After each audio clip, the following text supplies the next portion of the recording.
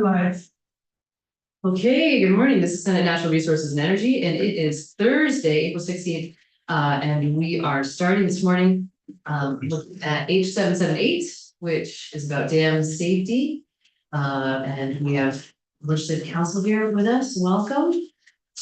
And looking at going through the bill, it seems like there is, just generally speaking, broad support for this, which is very encouraging. We do have some language suggestions from Mr. Forand, and does everybody have a copy of that? It's on the website. What's on the website? Okay. So my thought is to go through the bill and either close out sections or see if people want to change parts, and in preparation to the vote. It's possible, depending on how much time we take, like if it's not super controversial, maybe we could vote it, but open to doing that another day as well. So I think just to prep our own minds for this, Mr. Forand, since you're here, and you've got some language suggestions, you're thinking about something that's on page 2, line 5. Going right in it, huh? Yeah, well, I just want to make sure, like, if we walk through it, I want to make sure that when we get there, that we are considering what you want us to consider. Oh, so you've got a bunch of language. So we might go back and forth. I'm not sure that this was, Mr. Gay, was this sent to you as well? No, but I'm looking at it right now. I'll be able to point it out when we get to each provision. Okay. Great, well then I think let's just jump in, starting to walk through the bill. And Okay. Closing parts out. So we're working off of the as passed by House version. Working on page 1, line 4, section 1. This is, in my opinion, just a clarification that the existing all hazard authority for municipal authorities does not restrict the authority of the governor or the director of emergency management from requiring evacuation of an area. When one of the sponsors of the House bill was gathering information for the bill, he was told by several people that the municipality has to declare an all hazards event before that there is an evacuation. I don't agree with that. There's other authority that the governor and the director have elsewhere in statute, but this is just to clarify that municipal all hazard events declaration is not a condition for evacuation due to a dam failure or imminent risk of failure. Okay. Moving on, then on page 1, line 17, section 2, this is the true substance of the bill. It's the requirement for a state of Vermont emergencies operation planning pilot project. And it's the directive is to the Division of Emergency Management in coordination with DEC, conduct that pilot project under which the division shall develop a set of emergency operations plan. And this may be, well, no, it's not yet. So then going on to page 2, and it would be for 2 state-owned dams that have been classified as high hazard potential. High hazard, and one of those dams shall have a population at risk of 1,000 or more persons, and the other shall have a population at risk of 100 or more, but fewer than 1,000. Then you get to a potential language change requested by VEM. It says the set of EOPs for each dam shall include an EOP for each municipality in the inundation zones of the dam. They are asking that instead of it say the set of EOPs for each dam shall include an EOP it shall say, shall include actions for each municipality in the inundation zone of the dam. I think they're looking for more flexibility in the language to allow for, basically for allow for,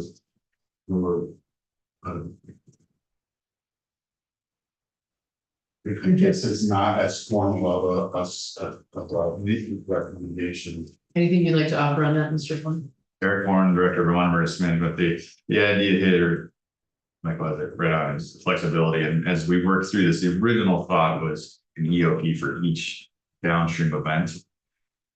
But it may be, as you get into the nuances of it, it may need to be one repetitive EOP for including all, because there's overlap in emergency services, there's overlap in dispatchers, there needs to be an understanding of each town. There's also the potential that if we created an EOP for a town that doesn't have the capabilities to keep it up, that it goes and dies on their shelves. So it may be that there might be some recommendation that some larger level, we'll use underlined quotation in italics, government quasi entity could hold it for them all and have some kind of updating process. So I don't, after talking to the engagement section chief, who's going to kind of run the point on this, we want to make sure that we have flexibility to come up with a product that will be as usable to the towns as possible.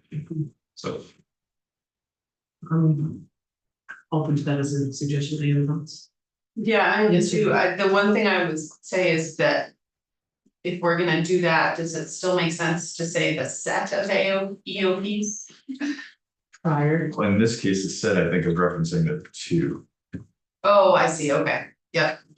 that makes sense. So yeah, it was kind of a nuance. It almost could be interpreted the other way too, but we just wanted to make sure that that one specific line specifically dictated an EOT for each town, and we just want to make sure that we have some flexibility there. So the actions might include an EOP or like a broad EOP, but it, yeah, just more flexibility. Yeah, it's still an EOP, it's just not gonna be for Bolton specifically, and then Richmond specifically, it's gonna be for the Waterbury Reservoir. Each one of the 16 towns downstreams would be in it, would have actions in it, and how they react to it. But they wouldn't have their own, because then you have 16 individual ones that all need to be kept up. Yeah, So there's definitely, you know, in the dam safety group that worked up the project last year, saw lots of these questions. Is you don't really have a county level entity that can run stuff like this. So how can you nuance that? How can you, said it before. yeah, they're trying to lightly touch on things without stepping in anything directly. So there might be possibilities for that, you know, over this pilot project is 2 years long, so yeah, it's gonna be, we want to make sure that we have options to give the best products. got you. Sounds good to me. Any objections? Okay. Moving on, page 2, line 7, you're moving in to a directive that in preparing the EOPs, the division shall coordinate with a list of individuals. This is also a request for a team, as with any list. There are people that always think, well, you might exclude somebody, you might inadvertently include somebody that shouldn't be included. And what the division is recommending is, instead of trying to list out all of those interested parties, that you use the FEMA definition of whole community and reference that. The whole community is a means by which residents, emergency management practitioners, organization, community leaders, and government officials can collectively understand and assess the needs of their respective communities and determine the best ways to organize and strengthen their assets, capacities, and interests. So there'd be a corporation of reference of the whole FEMA, whole community definition. And then it would say the division shall coordinate with and collect input from the whole community traditionally involved in regional and municipal emergency management. And then you could strike the best.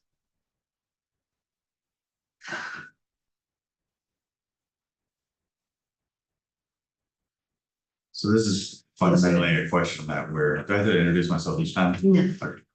Fundamentally, this is something we're pushing across all language, is removing of lists, because what we've seen over the last couple of years is each year a new group gets added to the list or someone gets taken away. So we want the ability to, the definition of whole community is everyone involved that should have some applicability to the response to the recovery. So it gives us latitude to incorporate more people without having to come back and add a new person to the list to make sure that we didn't miss anybody. The other thing it does is a lot of times these lists will be somewhat vague. So for example, and not necessarily in this, but I've seen like a group that works with the disabled.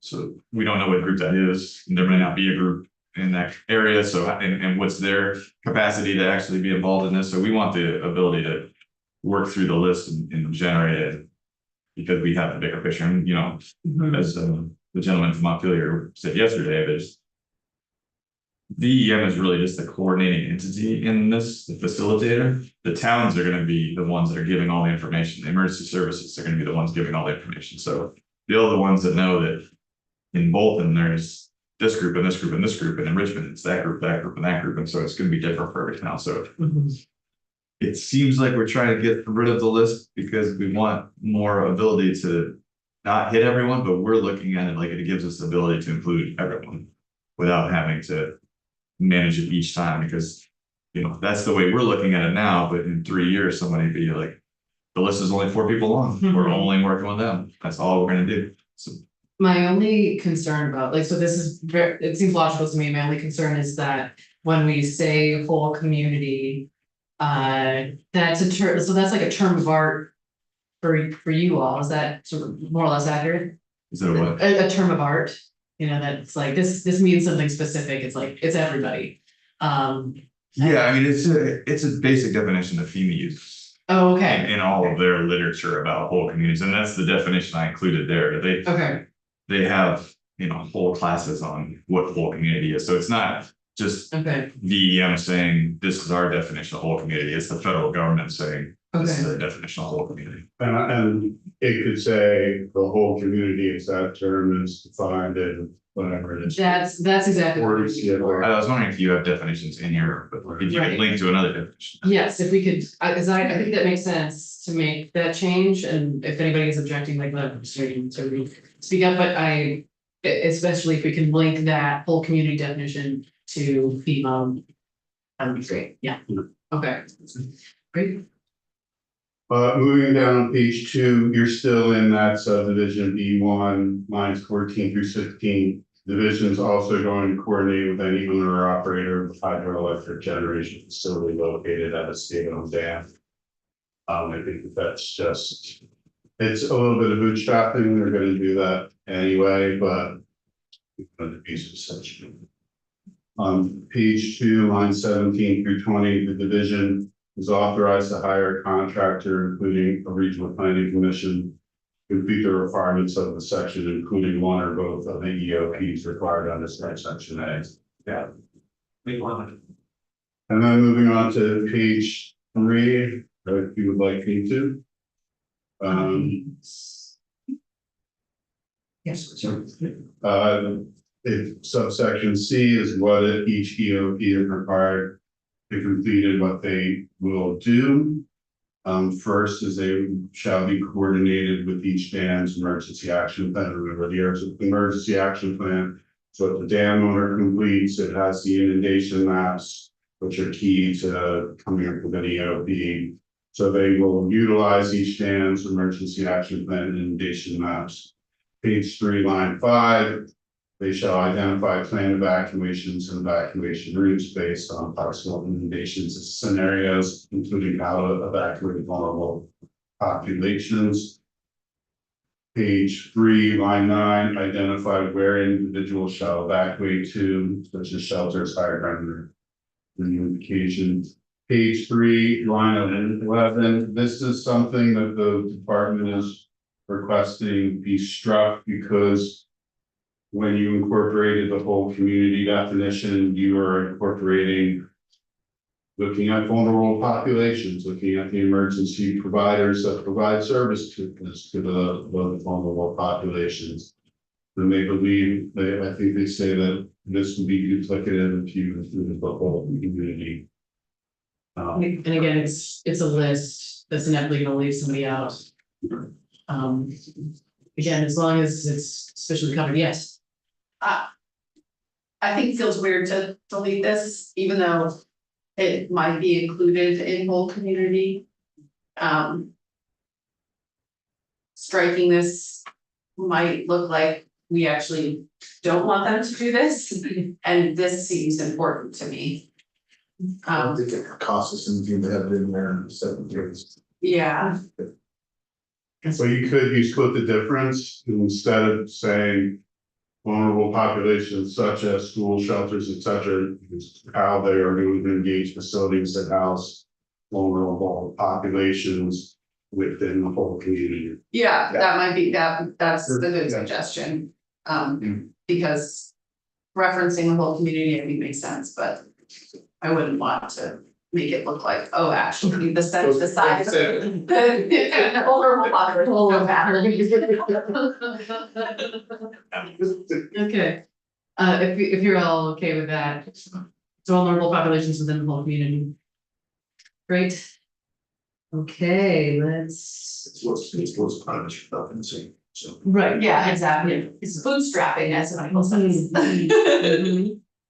So moving on, again, what the EOP.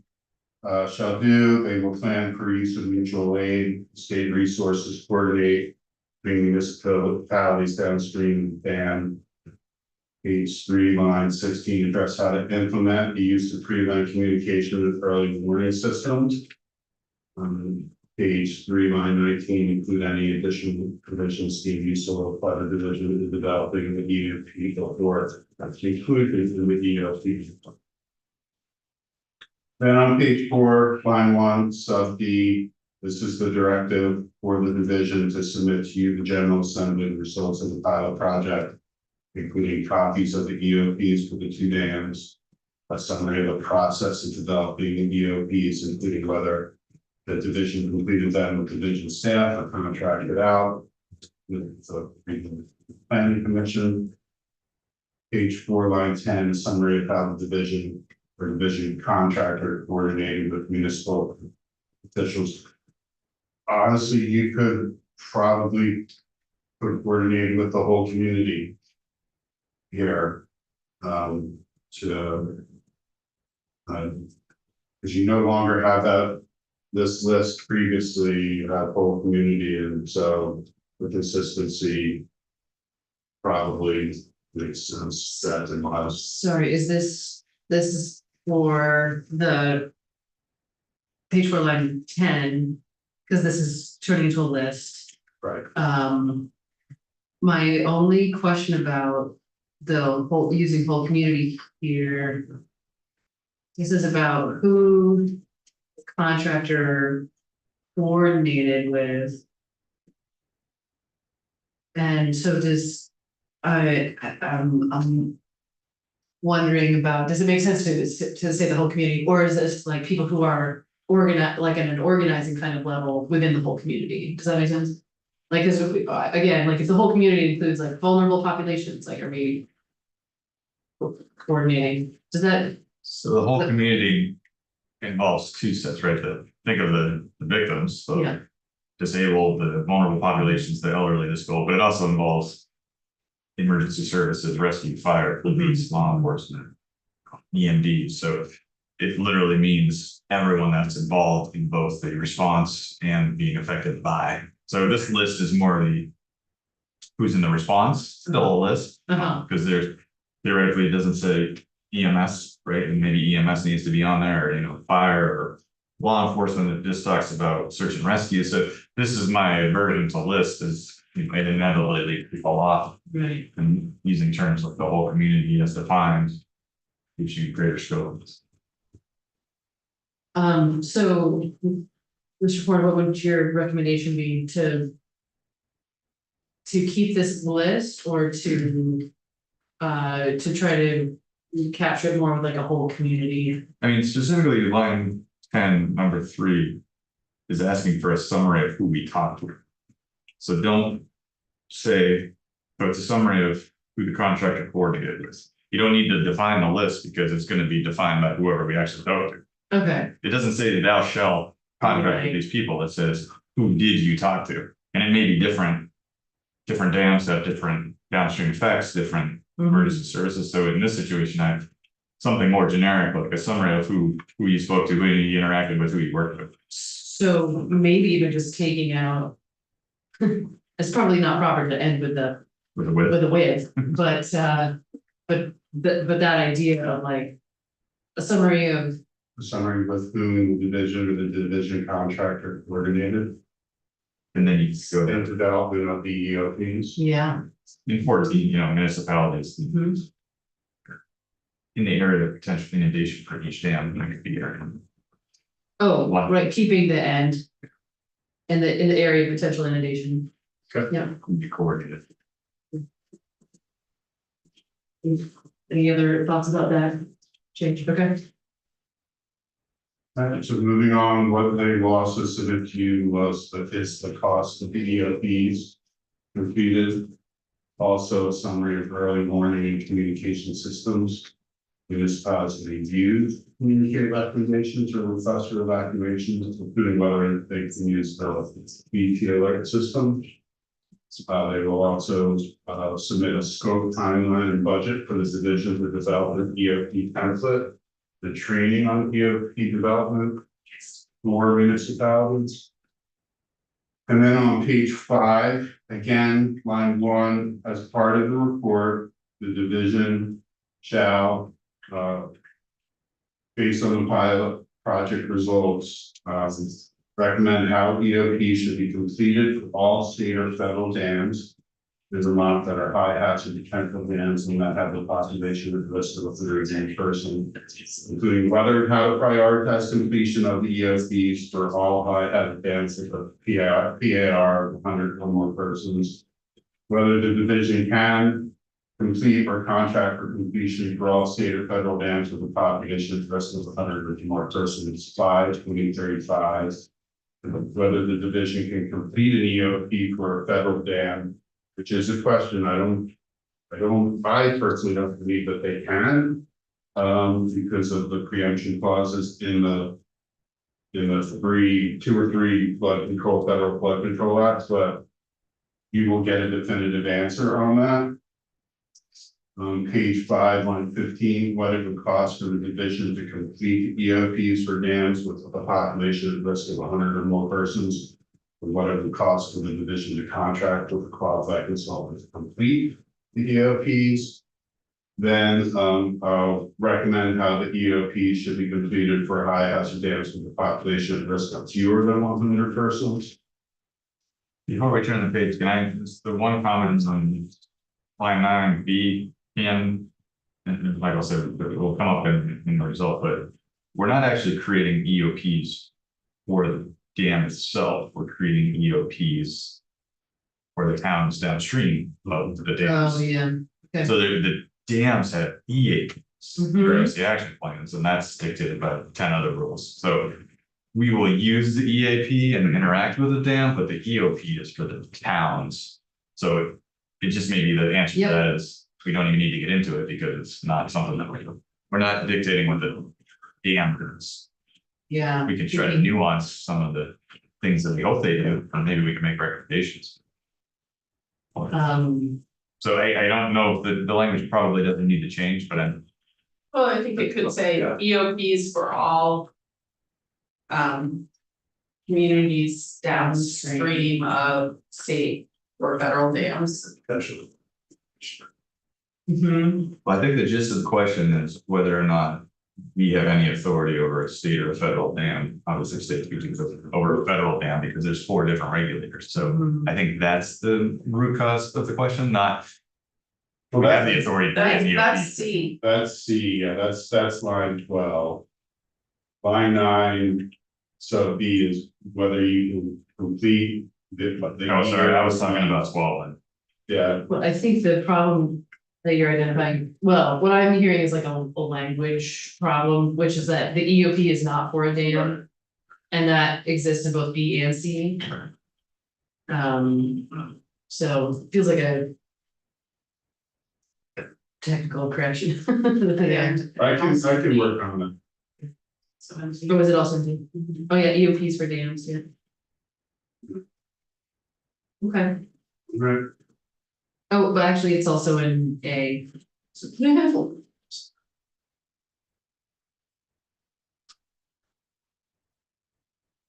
Would it be accurate to say EOPs for the towns downstream of state or federal limits? Yeah.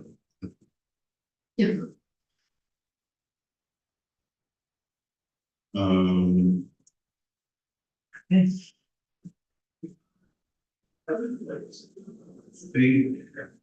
You can go on to page 6. Line 1, I think there is a requested change. By the division. They're just seeking to strike the required.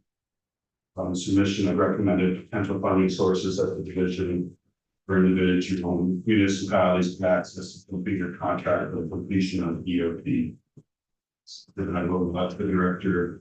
We understand the desire there, right, to try to find a funding, but one, VM is not really the conduit for funding, so we try to find our own, but 2. This template that's going to be used after these 2 initials could be used for the next 20 years, so a funding source found now may not be a funding source in 5 years, so it needs to be done whenever the actual EOP is done, so it needs to be what would probably work is including some language in the EOP about trying to find it, but towns kind of inevitably do that anyway. And it may back up to, if you have a quasi-regional entity doing it, they may have more funding sources, but in general, BM doesn't have funding sources. We're not experts on them. And then the time differential for years. I hear you. And that may be true, I'm trying to be like, if not you, then who? Right, like who would? And each part of it is because each town may have a different subset of Yeah. issues that might allow them to apply for a different subset of grants. Mhm. Part of what the pilot project is what the cost is going to be. So trying to find a source for paying for something that we don't know what the cost is yet. So it's kind of cart before the horse. So that was our intention with that, is understanding the desire to find a funding source for these. And part of that could be if it's a quasi-governmental, then it goes to that entity in the town, so I don't have to worry about it. It takes both responsibility and the funding away from them. Mhm. No, what I'm thinking is that the bill sponsor in the House, one of his main concerns was the municipalities don't have access to adequate funding to either complete the EOP or to, acquire the equipment or other resources that are necessary to comply with the EOP. I understand what the director is saying, that they're not the funding experts, but I don't know where you would get that information. And I mean, the answer might be, there is no funding for it. That could be what comes out of this report, is that there's 10,000 different funding sources, but funding the EOP for a dam may not have. So I'm not, dead set on that one. Yeah. I was just trying to, for clarity and expectations. Thank you, I appreciate that, I'm wondering if.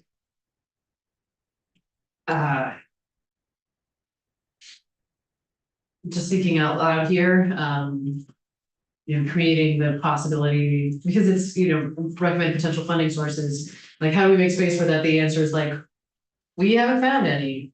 None came across our path in this. Right, what I don't want is the expectation that we will somehow generate this long list of funding sources that will be able to execute these plans, because there may not be one. Mhm. Can I say? Yes. What's the association of dam officials, this is regional and national? Could the directive be the coordinate with the association of dam officials regarding potential funding sources for the development of EOP, so you don't have to come up with the list. All you need to do is or DEC needs to do. Ben probably has contacts there. That they contact them, where do you get funding for EOPs? The interesting concept there is sometimes grants are vague enough that you can apply for them. You know, it's a grant about emergency preparedness and they happen to do it for a dam. And some other town uses it for building a better evacuation route. So again, I wouldn't want to necessarily pigeonhole it as just asking that one group. And that's part of the issue with that vague language is a potential list. Because there are so many grants out there, less these days, but so many grants out there that do so many things in undefined ways. And each town has a specific set of criteria for them. Really, it's at the behest of the town to understand, you know, what their needs are, but also what their kind of fundamental rationale for needing a grant is, right? We're a poor impoverished town, we have too much population, overcome with too much money, we don't know what to do with it, whatever the case may be. Different grants can be, not for lack of a better word, manipulated to be used for various things that may not even be infrastructure. So again, it's not a showstopper. We can definitely come up with something, but the list is almost outdated as soon as we print it. Well, So I'm just sitting here thinking, towns have no idea. Instead of they, you know, they're talking about grants, they have no idea what that means, where, you know, and this is an attempt somehow to try to help them figure out what's realistic, where there might be some opportunity to find these. Somehow we ought to work it in, even recognizing that they change and they do. But I get why this was important to the sponsor, because towns just have no idea as to what it even means when they say they ran. Because there's an element, you know, which you have to know what you're doing in a inventory, which I get, which you feel which actually supports your position as well. But they need some help figuring out how to get at it, right? I mean, yes, and when the economic development corporations sometimes help identify grants, it is, maybe it's just that asking you guys to identify organizations that could be helpful. Like the one that Michael mentioned, and economic development corporations, or even to the extent that they still exist. And it may be that the templates we create to handle these towns or this region quasi entity has a potential list.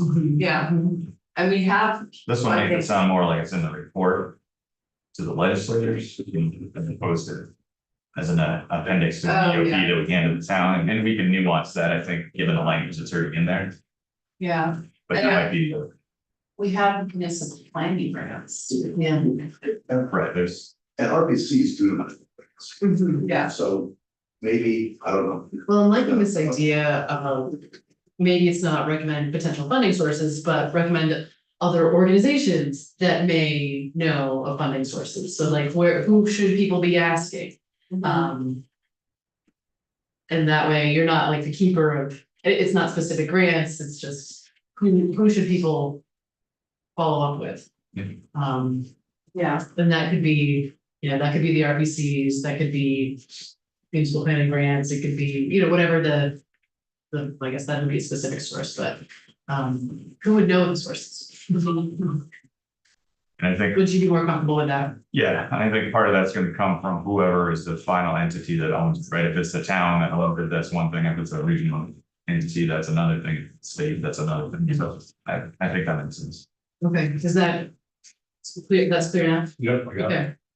Okay. So then moving on, page 6, line 4, sub 4. This is also a requested change from the division there. There's says that the RPC would not be responsible for the writing or our executing of these EOTs once they are written. They may be involved in the pilot project, but once the plan is complete, they're involved in its renewal. So basically is to take the RTCs out of the list that are going to be educated about the need for and importance of EOPs for neighbors. So it would say the best educate municipalities and emergency service providers about the need for and importance of EOPs. Sorry, and what was the logic for removing regional planning commissions? Because that education is based on response and regional planning commissions not be response. So the town is the one that's getting the call from the dam, the emergency service is the one that has to facilitate evacuations, but the regional planning commission is more on that. And I think to your point, Jonathan, sir, was the funding side of it, or they could be a contractor that wrote the actual plan Sure. on that side of it, but not the actual response side. So the idea would be that education is, this is the plan, this is why it's important, and this is the purpose you would. Okay, that sounds reasonable to me. Any objections to it? Okay, I just want to recognize that we are gonna run out of time here for our next topic, but we're very close. So I think my interest would be to like try to finish going through this and then we'll transition. Okay, page 6, line 7. They're going to recommend whether and how an EOP should identify structures that persons would reasonably expected to occupy, how to geotag those structures for purposes of the initiative with alert systems. The Jones Community Division requested a change to that. So, page 6, line 10. There is a requested change here. It says they now recommend how often the division, RPCs, and municipalities should conduct practice emergency response. The division is saying that removing the list so more entities can be included. So it would say recommend how often exercises should be conducted to validate the EOPs required in subsection. Yep, that sounds good. Yeah. And then section 3 is the appropriation. $250,000 for the division to complete the pilot project, and then 125 for DEC for their role in the pilot project. It's my understanding that this appropriation traveled with the bill. It wasn't in the House passed budget, but it was appropriate, it was approved by House Appropriations when they passed this bill out. For what it's worth for accounting for this and Okay. yes, great. Okay, so we've got some changes to be made here. So anticipating a new draft of this. Now, I don't know, we're tomorrow's actually starting to fill up a fair bit, so probably not back on the list for tomorrow, but we'll see. Okay. And depending on how that all goes, but otherwise, aiming to get this out Tuesday. Okay, I will try to get it done today and at least have it available for you. Okay. Super, all right, well, thank you so much. Great. Okay, Okay. you too. Just checking in, thank you. Here with everybody, do you, we could just jump right into our next bill, or we could take, let's take a quick break. 2 minutes, 3 minutes. Okay, yeah. 4 quick 6 minutes. There's a lot of focus.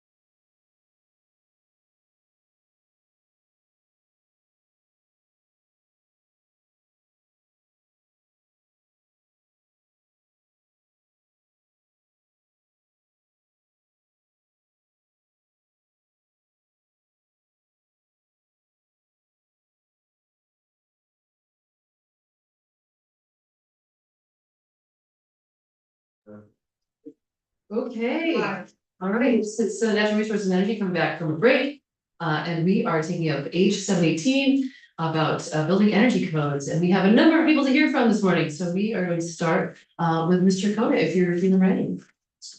And so the thought will just go down the list as it appears, and this good student will just add you onto me. Okay, great, super, welcome. Thank you so much for your time. Matt Coda of the firm Meadow Hill here on behalf of the Heating and Cooling Contractors of Vermont. This is a nonprofit trade association made of equipment manufacturers, equipment dealers, and the licensed and certified men and women who install heating systems, air conditioning systems, plumbing, electrical as well. We train about 1,000 heating technicians every year through our network of teachers in our schools.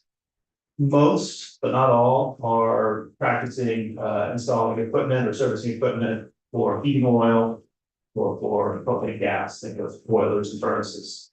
Since 2020, all of our teachers in compliance with the law have taught the energy goals module, which was passed by this body in 2020, and it's incorporated into every single class we teach. In addition, for those students who may not take our classes, don't know why they wouldn't, or take it from a competitor, there's a module available that the Department of Fire Safety has made so that it is not an issue when you get your license. And that took some time in doing, and it was a collaborative effort.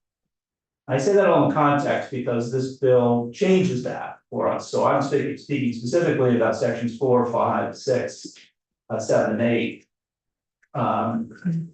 There's a couple of just clarifying questions that we they're not answered in my mind.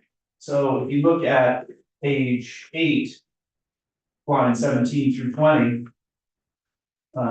it says beginning of January 1, 2028, every 3 years thereafter, the office shall review these education models, consider recommendations by relevant stakeholders, and update the modules as necessary. That makes sense. What's not clear is when this new requirement begins. So the law takes effect on July 1 of 2026. So a couple scenarios can play out in my mind, which is starting July 1, 2026, we don't have to teach the module we've been teaching for since 2020. That's one interpretation of it. Another interpretation of it is, no, starting July 1, 2026, you have to have the new module in place. That is impossible, literally impossible for me to get that. For me to ask the DFS to produce the module, for me to get that on my teacher so they can implement by July 1, not going to happen. And if it does happen and their license is denied, people don't have air conditioning or heat. We should really resolve this because they will not be able to practice without a wallet card that allows them to do so. So the question is are we essentially eliminating the energy goals module because it's past its time and it's not worth teaching anymore? Fine. And we have until January 1 of 2028 in order to implement the new module. That's really dependent on our regulators, which is the Department of Public Safety, we'll hear from later. But honestly, the way to do this is to not make this a condition of licensure. To not have someone's wallet card, their ability to earn these trades held up by this law. Now, that said, should we, if anyone is capturing on behalf of their customers a rebate or incentive issued by Efficiency Vermont, should they make sure that they have what's described as understanding building science? Sure, that makes a lot of sense. We run a very successful tank rebate program, oil tank rebate program. We make sure that you can't access that rebate on behalf of your customer unless you have taken a course that shows that you know how to install an oil tank. Same could be true for this, but that is not what this is. That's good. Me too, but not following it because I just read this as saying that starting in January 1, 2028, we update the modules. We'll set out to be with actually what you just said. So in order to obtain an initial licensure certification and then to renew it every 3 years in accordance with the Vermont Fire Code, you have to show that you've taken these training curriculum. So part of the training curriculum, for instance, is you have to understand what it takes to install a boiler furnace. You have to understand how to ensure that there's no carbon monoxide coming out, ways to ensure that. So part of it is module. If you don't take the module, you do not get a certificate and you cannot practice your trade. That's the way it is now, right? That's the way it is now. Okay. We wanna make sure. I interpret it the same way you do, Senator Baumgart's, which is in fact, what we're doing is we're saying. In January 1 of 2028, this new module has to be in place. I think that's enough runway. I don't know. I'm not the person designing the module. I'm just the person that's encouraging our teachers or requiring our teachers to implement it. But if another view of it is no, you have to have the new module in place by July 1 of 2026. How can that be if it says beginning January 1, okay? Well, it says in January 20, as I read it, it says must review the education modules and consider recommendations by relevant stakeholders. That doesn't imply the new module isn't in place until January 1, 2028. Oh, okay. And if you look at the implementation date on the final page says July 1 of 2026. So several things could be true. It could be true that the intent is no, we want the new module, we're gonna give you a year and a half to get it in place. Okay. Another way to look at it is you don't have to teach it for the next year and a half, you don't even have to teach the old module that was created in 2020. Just looking for clarification on that. And then, but really what we're trying to do is you're trying to get better educated tradespeople. All agreed. But that little snap of us to figure it out, because when this is all over, or when we all go home, we're gonna have to figure out what to teach on July 1. And we wanna know what would be.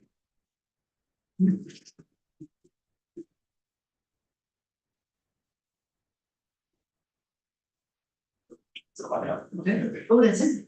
Oh, okay. Well, all right. Sorry, I thought maybe you were gonna go on. No, just a dramatic pause. Yes,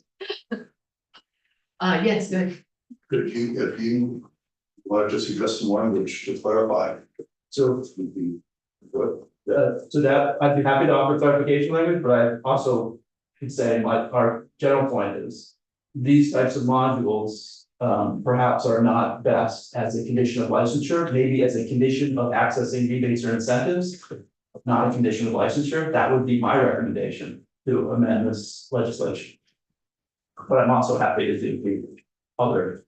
Wait, you don't think training should be a condition of licensure? Absolutely, that's how the reason that people in contractors of Vermont exist is in order to train over 1,000 lead technicians every year. But but didn't you just say you didn't think that should be a condition of licensure? The module as described in this, Oh, So- not, so adding. you're not suggesting getting rid of any training as a condition. That'll be counter to what we do. Okay, It's very, so when you think about the person that comes into your basement and installs or purchases a boiler.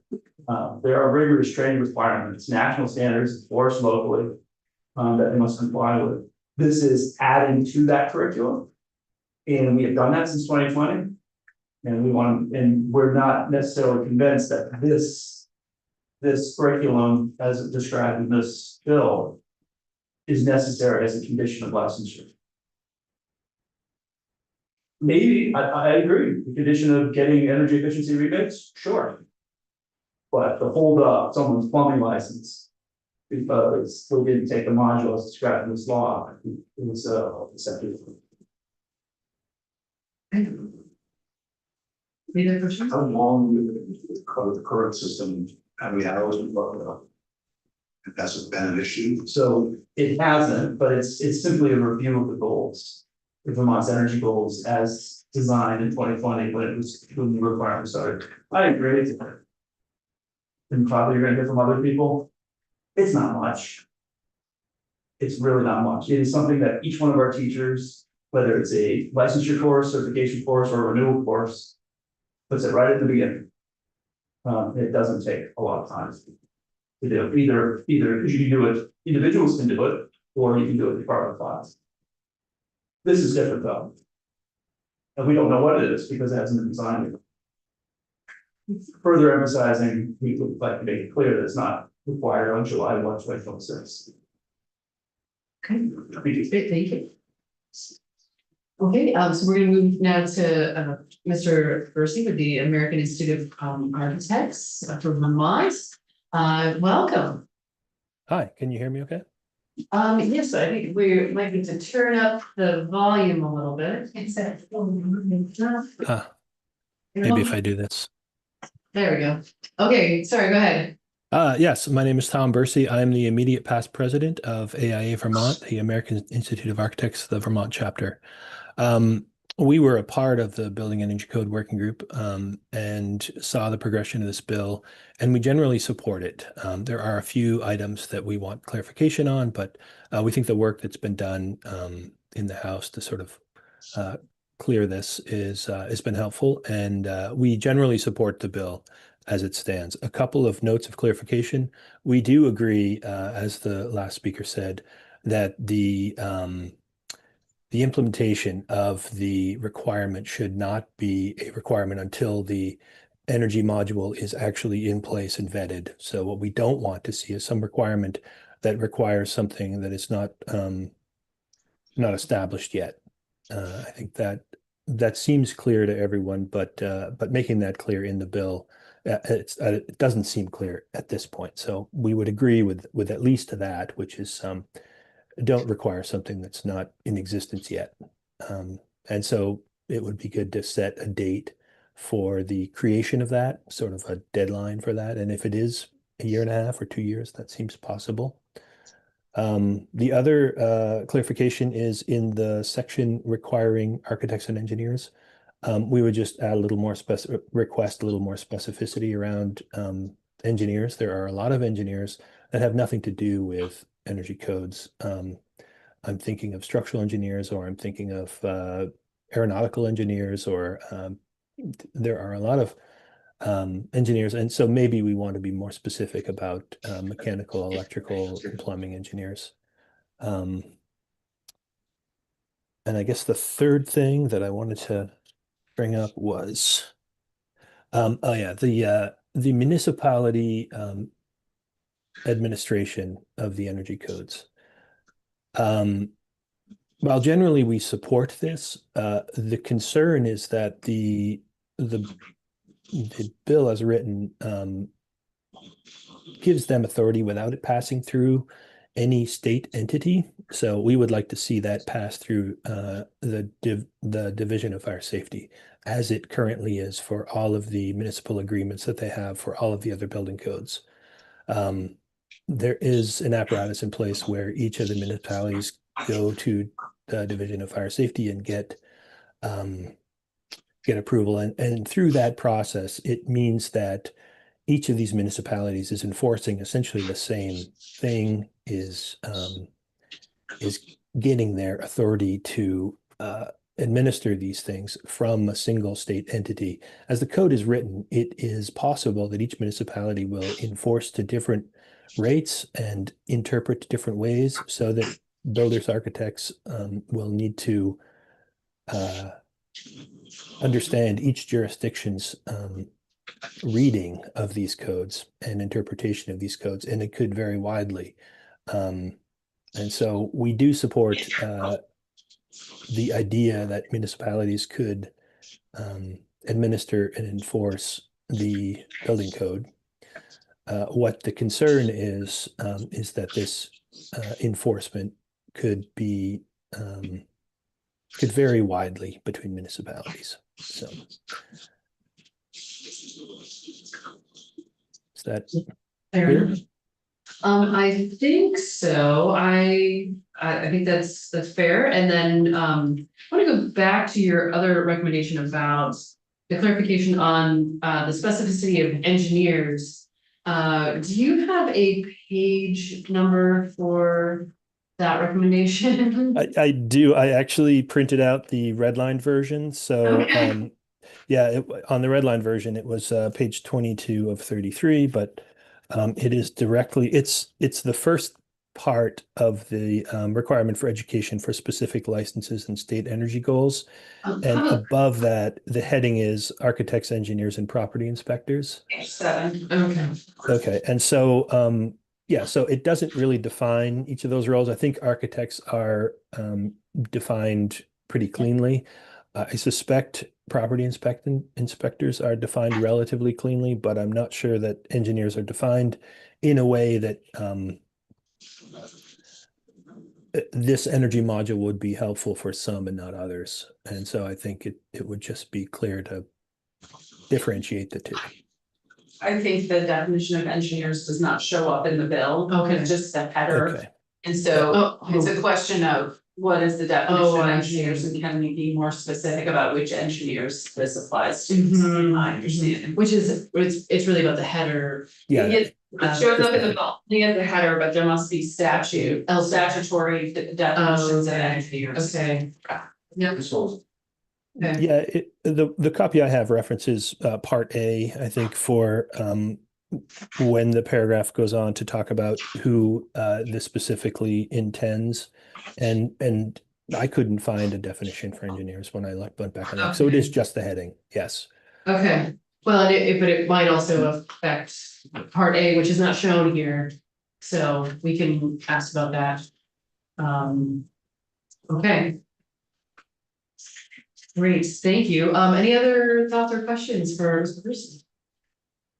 Okay, great, so then we'll go to Ms. Henry, Secretary of State. Is it all right if Ms. Cohen also comes out? Absolutely. Thank you. Yes. Good morning, for the record, Lauren Burke, Deputy Secretary of State, and I have with me Jen Cohen, who is the Director of the Office of Professional Regulation. Good morning. Morning, welcome. It's a pleasure to be with you all. We're not in this committee very often. We know you all individually, some more than others. I'm sorry. Okay, you know us best of us, all of it, whatever Lauren wants. No, that's not right, just for the record. So I thought we'd give you just a brief overview of the Office of Professional Regulation, and then how we're involved in this space. Some of you were in the building when the regulation of contractors, home contractors came about. Some of you were not, so there we are. The Office of Professional Regulation is housed within the Secretary of State's office. It's an agency of 40 people. We regulate over 53 professions, almost 180 different license types. So a lot of complexity there. Each license type has multiple pathways: PIN, endorsement, exam, licensure from another jurisdiction, lots of ways. Some have apprenticeships. And then we renew licenses. Frequently licensees have continuing education. Home contractors, which we're talking about in this bill, does not. But engineers do. And then we have an enforcement division, and our enforcement division has certified law enforcement in it and civil investigators in it. We receive complaints primarily on our website. We have an online complaint form. We also receive them in writing. We receive them anonymously. We receive them identified. We investigate all cases that, if they were true, would be unprofessional conduct. And then we do an analysis of whether or not unprofessional conduct occurred or not, hold a hearing in front of a board or an administrative law officer. For this profession that we are talking about, home contractors, we have a very limited jurisdiction, and it really comes from the way that this bill was passed. It is a registration, meaning everyone who does it needs to have a registration, but there are not qualifications. There are 3 levels of licensure in this state, and the Office of Professional Regulation did a sunrise review, which means that we did an analysis of, is there harm to Vermonters by the fact that we are not regulating this profession? And we were asked to do that primarily through the lens of fraud. And we did find that there was fraud that would require registration. But we did not find that, and because we were looking at fraud, we did not find that there should be qualifications for this profession. If we had, we could have gone with certification, which is voluntary with qualifications, or licensure, which is mandatory for everyone participating with qualifications. And so we were recommended, and what was ultimately passed was registration without qualifications for this field.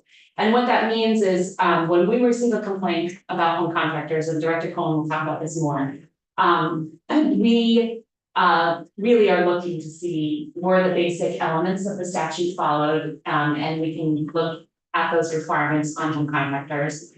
And is there the potential that fraud occurred? We are not looking specifically at was there unprofessional conduct, because there's not qualifications basis for the license. So not everybody has the same training and expertise. This was something that was very, very widely debated in 19 and 20. And that's where the legislature landed, quite frankly. Very hot at the time. And ultimately, this home contractors was passed in 2022. We started the conversation in 19, and then it was ultimately passed in 2022. So the definition of residential is fewer than 4 dwelling units. Definition of contract construction includes interior and exterior construction on the home. And in order to be a home contractor, you have to have a contract with a homeowner. Meaning developers and subs do not have contract with homeowner, and they are not required to register. Now, if a subcontractor then enters into a contract subsequently with the homeowner, they do need to register. We collect a registration fee. They have to provide documentation that they're registered as a business with the Secretary of State's office. They have to disclose criminal convictions and any pending criminal charges. And they need to provide proof of general liability insurance. What was settled on was $1 million per occurrence or $2 million in aggregate.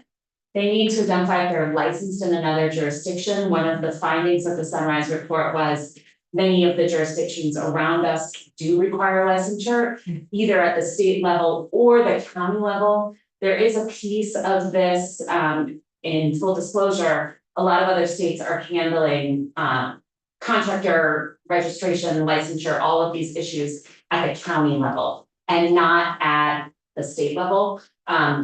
And so we are, that is an issue here. Or too bad Senator Hardy. I know, I would love to hear from her. She has heard it. Yes, but yeah, it is a really, it's an interesting thing about our county government here. And you're required to, she just reminded me, which is great.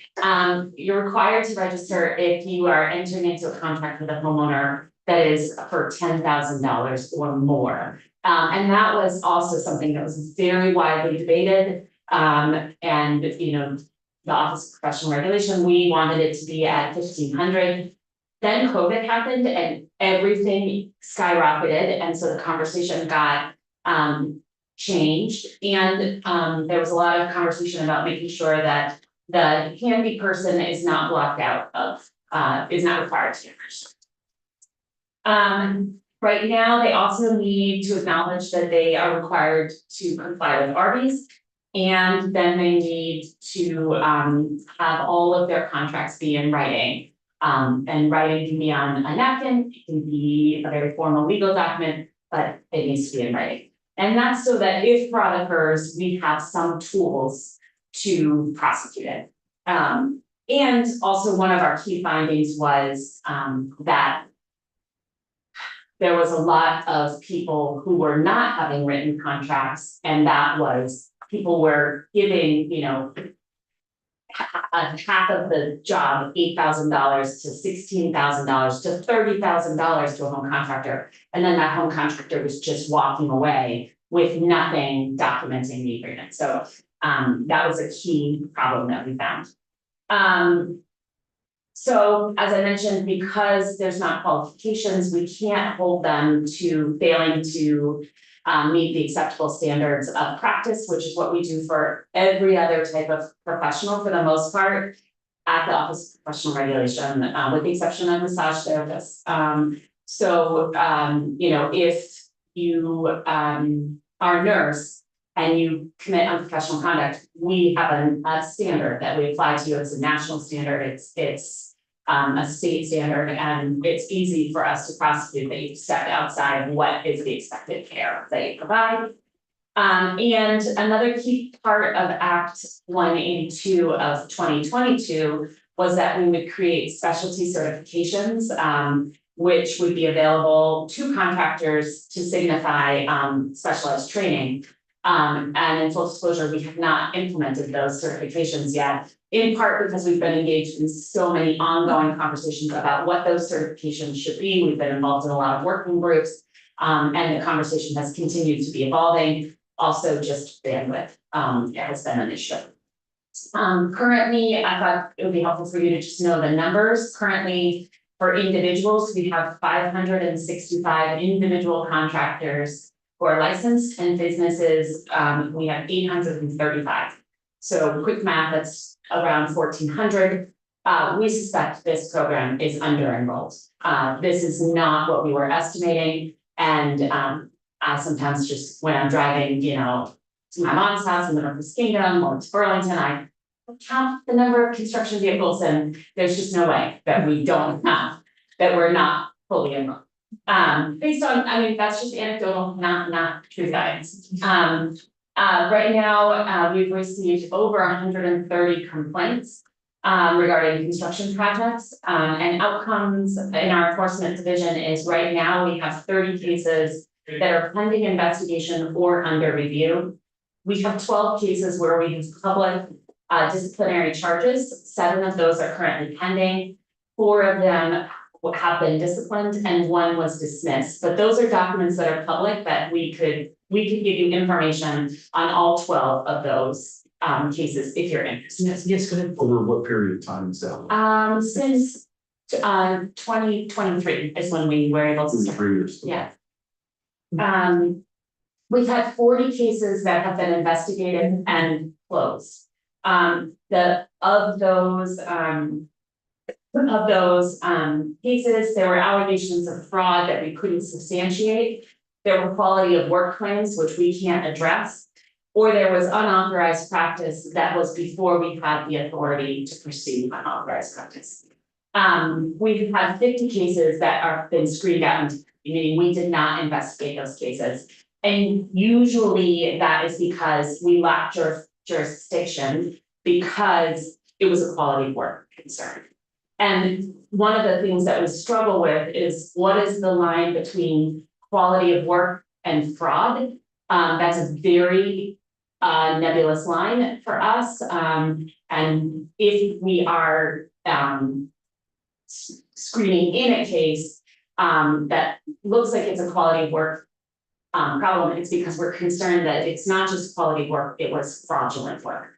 But that's a very hard case for our team to investigate. We don't have inspectors, we don't have home inspectors, we don't have a home contractor on our team. We have, to what I said in the beginning, we have 6 certified law enforcement officers. They are trained in investigating crime, and 3 civil investigators, and a wide diversity of professions that we regulate. So a lot of need for broad knowledge, sometimes with specific knowledge.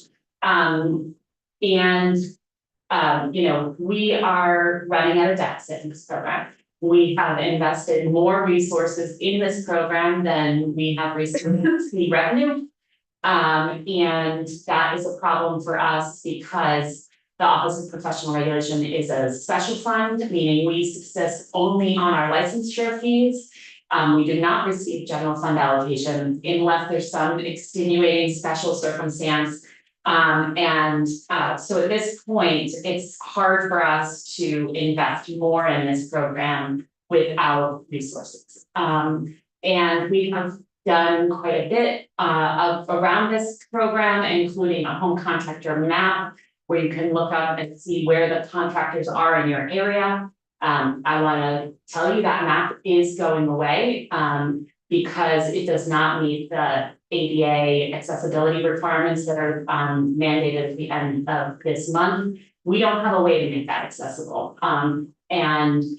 It's already pretty far outside of what our office does. We do not have a map of where you can find a barber in your area. We do not have a map of where you can find a tattooist in your area. So that was something that we did proactively to try and help incentivize getting people registered, but I don't think that's working. And it is outside of what our traditional role is. So, Can I ask you something? When did you make that map? Because there was some part of law that required that you do that. Oh, you were just like, we'll just make. no, we were trying to, Oh, yeah. to get, I mean, we tried everything. We had radio ads, we went on public radio, we went to Front Porch Forum, we had flyers in every lumber yard and home contractor possible place where they could go.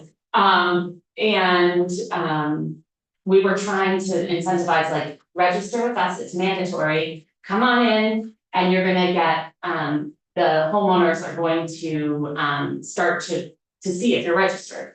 We, interestingly, home contractors is the only profession where we have home owner, like a consumer site of make sure that you get a contract, make sure that your person is has a registration with us, make sure that they have insurance. We don't do that for dentists, we don't do that for veterinarians.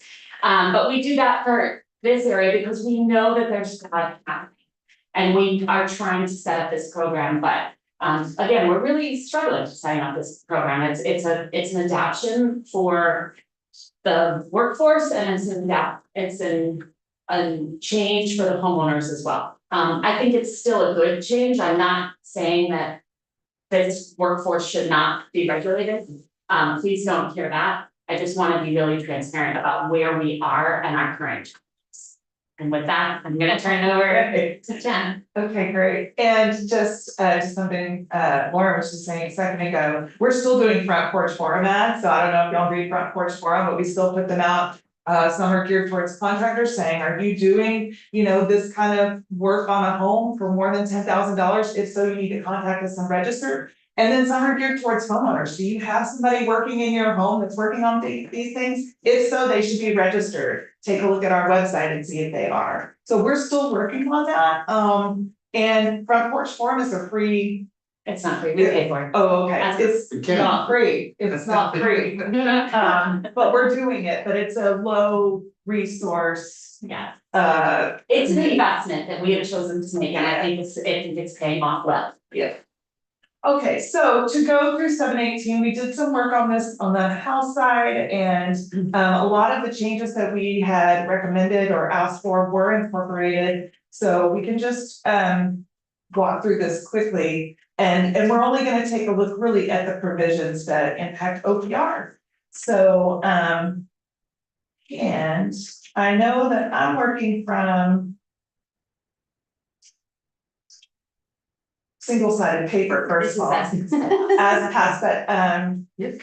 there's the, gosh, I'm spacing, there's the two different versions of the pass. Do you know what I'm saying? Oh, the official and Official and unofficial, gosh, I'm sorry. The unofficial. I'm looking at the unofficial, oh, okay, good. That's the preferred one. Okay, I wasn't sure how y'all looked at that, so Okay. thank you.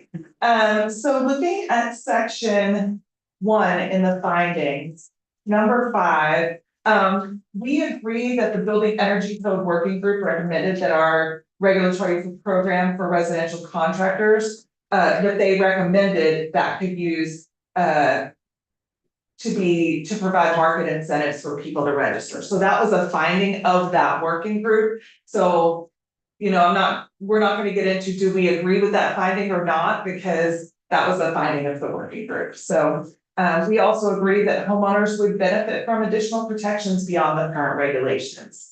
In finding number 6, we agree that the regulatory program has not produced sufficient revenue to adequately resource the substantial stakeholder engagement, outreach to the profession, policy work, and rulemaking that would be necessary to significantly improve upon this regulatory framework.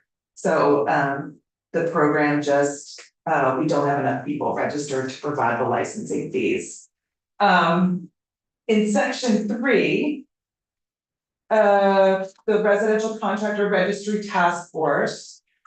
We agree that the task force could help advise OPR on ways to improve the existing regulatory program and expedite the creation of voluntary specialty certifications. So we know that there would be value there.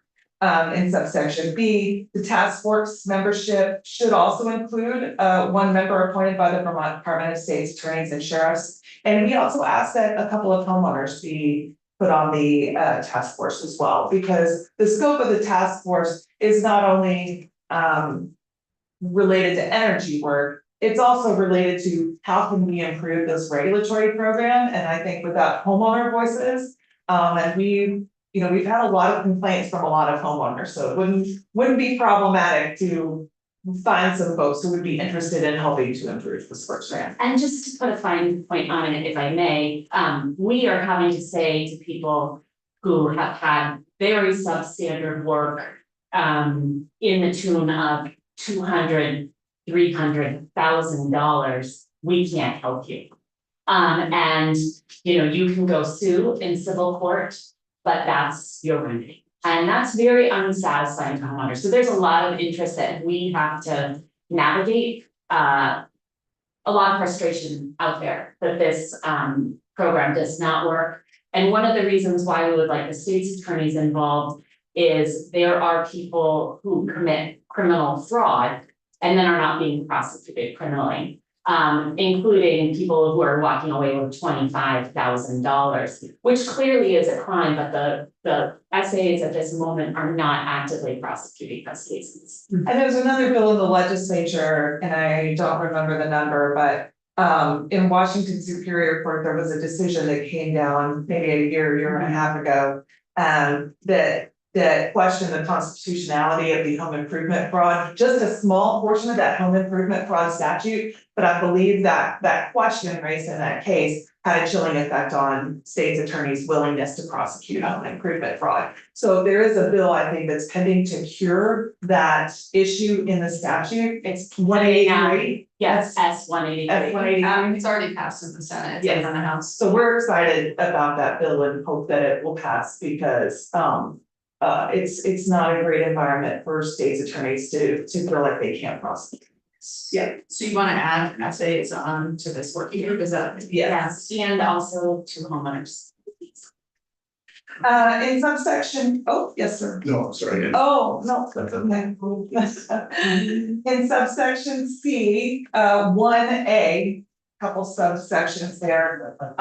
There's one of the charges of the task force would be to advise OPR about how to improve public facing web presence. And we've been pushing back on this since we were in the working group.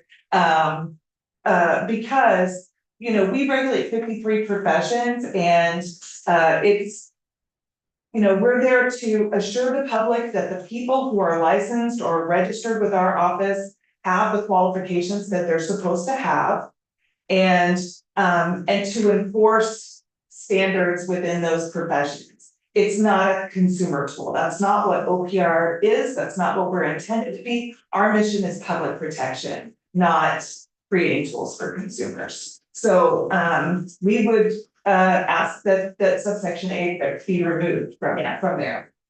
And then again, we don't do that for anybody else. So if we're spending resources there, we are taking resources away from regulating other programs. And that's the brass tacks of it. We have limited resources, and we can only spend so.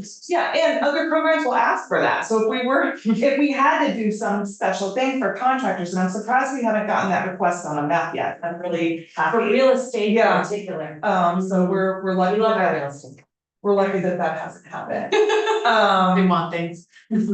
So the other thing I want to mention with respect to this is, we're happy to share our data with anybody else that wants to create a consumer-oriented website. So we're all about being good partners in this space, but also staying in our swim lane of public protection, licensure, and enforcement. Okay, and then subsection I. So that's on page. Let me just get to it. We're skipping ahead a bit. Oh. You know what, I think subsection I may have been removed. But, let me just, sure, I apologize. There's a G. For this section, it looks like it goes up to G. Yeah. It's now section 13. Okay, well, previously in the bill, there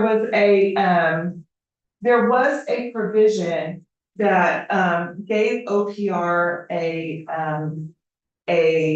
an appropriation to improve the website, which we're saying we don't need because we don't wanna be mandated to have website improvements. Because we are running this task force and because there's gonna be a lot of resources required for that, administrative, attorney time, staff time, and also reporting every year for 3 years that we're gonna have to be coming out of that task force, we would ask, the committee to consider an appropriation to OPR for this work.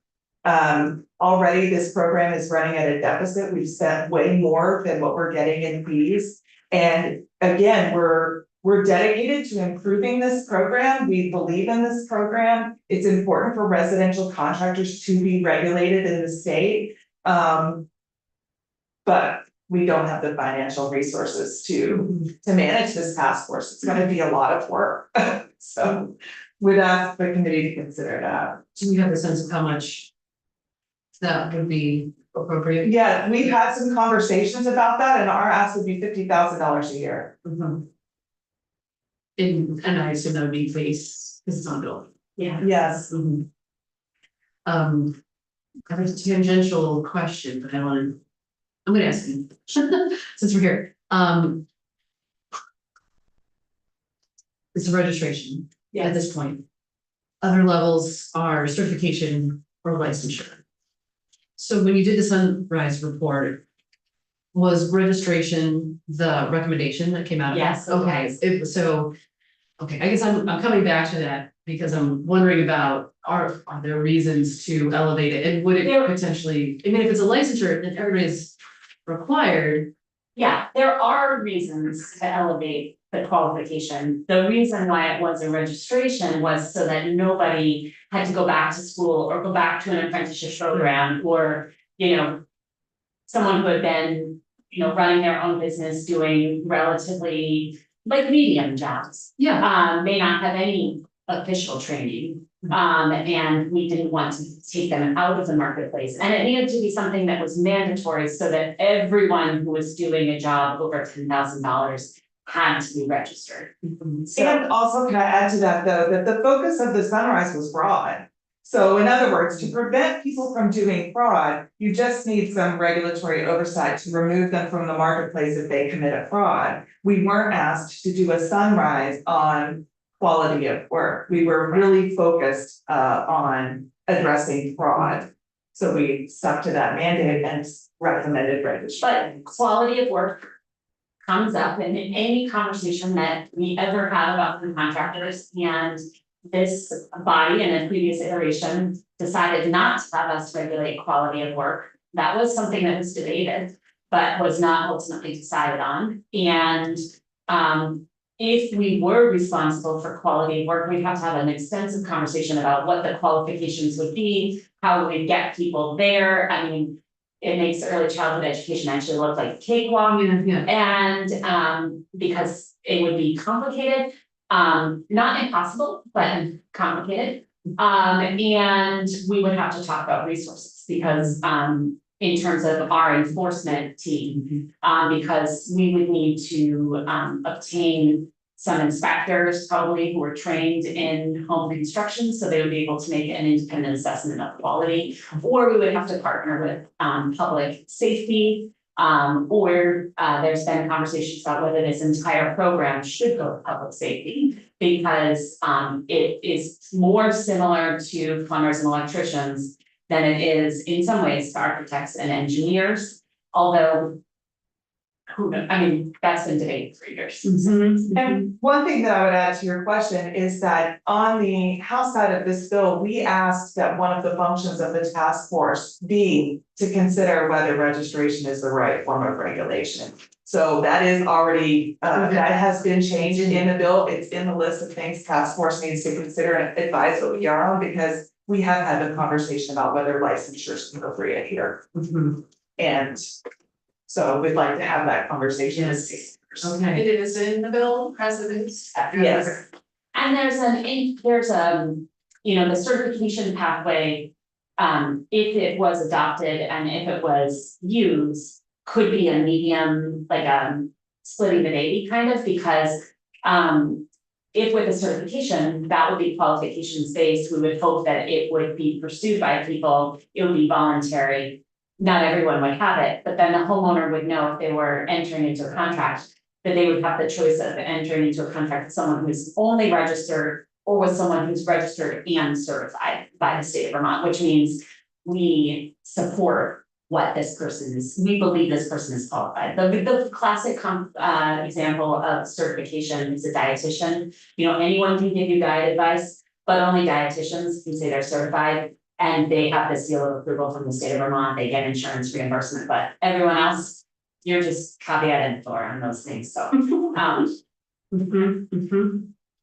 Okay, Okay, section 4 of the bill, about the modules. So we have 3 VSA 138 that requires the energy goals module in 8 of our professions. And they're required to complete that education every time they renew, which is every 2 years. And residential contractors aren't in that list. And the reason residential contractors aren't on that list is because it's a registration. There's no qualifications. They have no CE requirements.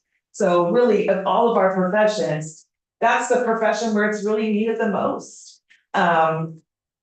Also, we have several professions that are listed in there where there's very little relevance of the energy modules to those professions.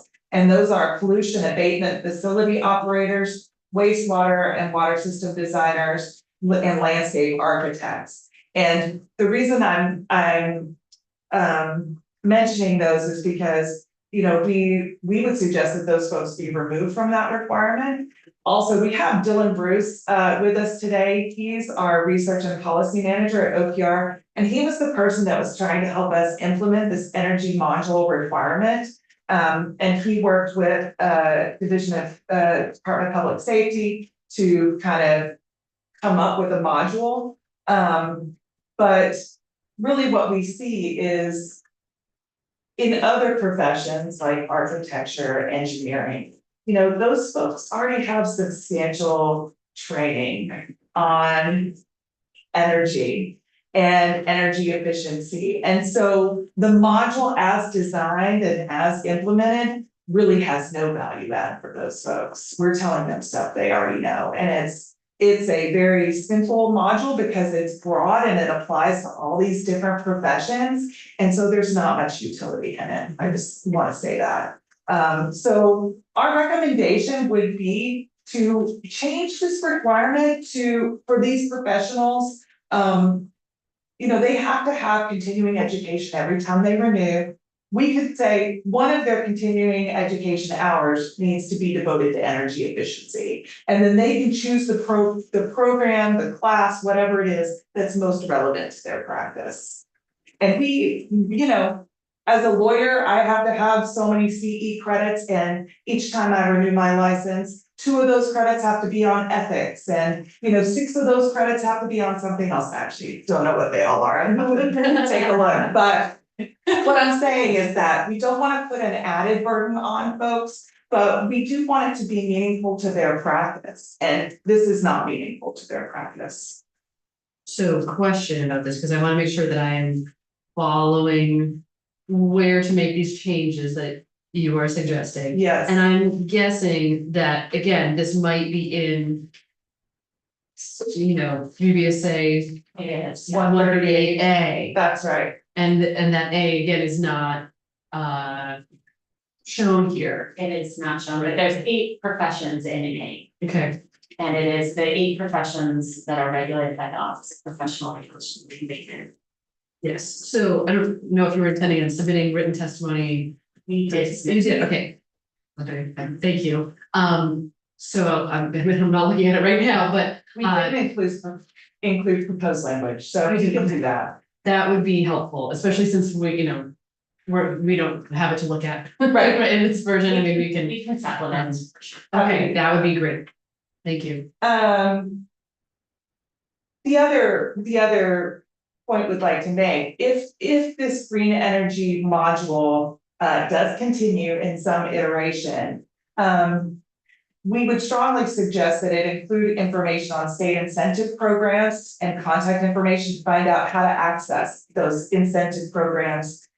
Because making energy efficient solutions affordable is what's gonna drive professionals and consumers to want those solutions. So if people aren't aware of where those resources are, they're not gonna get utilized as much as they could. And the reason to include them here is we do see disparity across the state. There are pockets where those programs are more utilized over other pockets. So having, if the module continues, having it included those programs in means that everyone in the state is receiving the same information, regardless of whether they live in Washington County or Orleans, you know, and that's important. Another thing I would like to add about this module is that OPR doesn't create educational content for our professions. So, you know, the creation of this module is outside of our expertise. We don't have the knowledge and understanding of how to do that. You know, the idea that we would be responsible for creating such a module and then for specific professions, like, we don't have that ability. Yeah, when this was added, the big argument that I had against it, and I just want to be clear, I was opposed to the addition of this module when it was added. Was we do not know, we have no knowledge of the state's energy goals. We don't participate in creating them, we don't participate in enforcing them. So for us to be training people on them is a very weird thing, and it's stepping into, as Jen just said, a space that we don't provide education. We approve other people's education, and we approve that somebody's done continuing education, but we don't create education. Yeah, we don't create. So we would strongly urge the committee to remove the requirement that OPR be responsible for that and responsible for updating that module. Where is that specifically in the bill? It's in section 4 on page 8. Back to Oh, the module shall that with. It's it's line 17 through 20, oh, this is the office. The office shall consider any recommendation on the modules. And that means the Office of Professional Regulation there. There's similar language for fire safety as well. And then I do have a question on that, which may be more appropriate for Mr. Giorgi, or Division of Fire Safety. I'm thinking about if there are, well, I can ask you this later. My question is going to be if there's parallels in for other professions that are regulated by the Division of Fire Safety. But we can talk about that. Okay. Yes. and then 2 more sections of the bill, section 9 and section 13. Section 9 requires, let's get to the page here.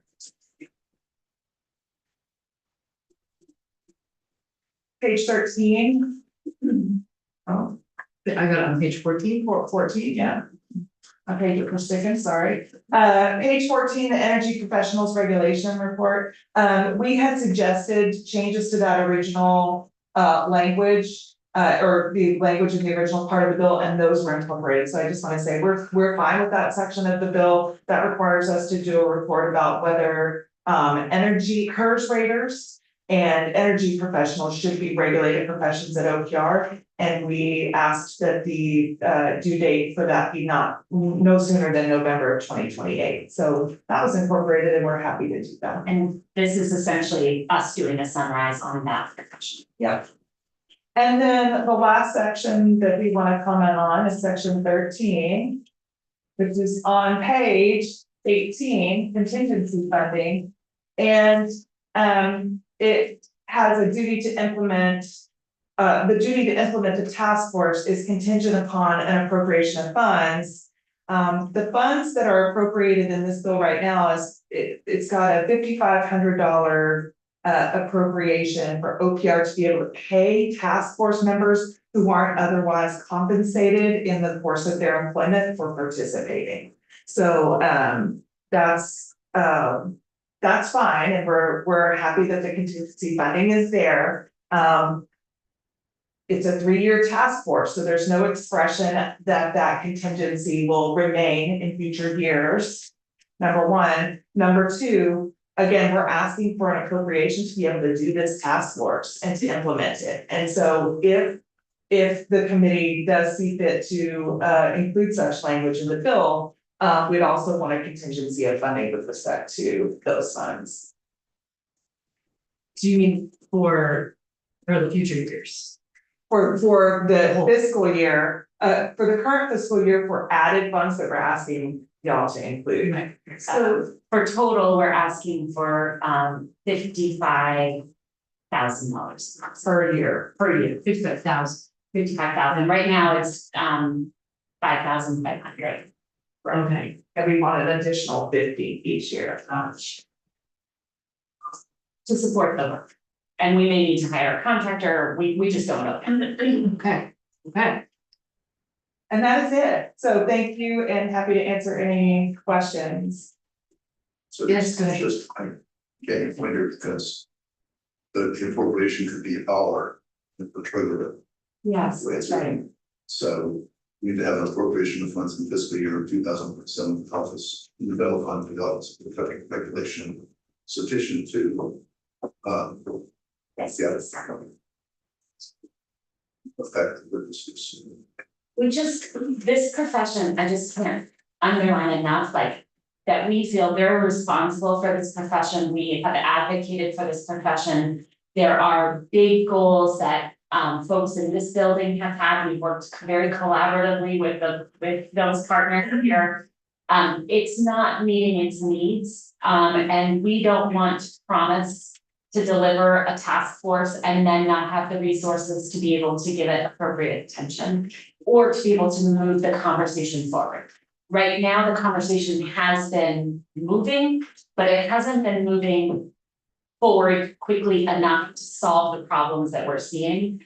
And for us to say, let's do a task force, we would want it to be a good task force, we want it to be something that people felt like they were enjoying participating in, but even more than that, we would want it to lead to something productive.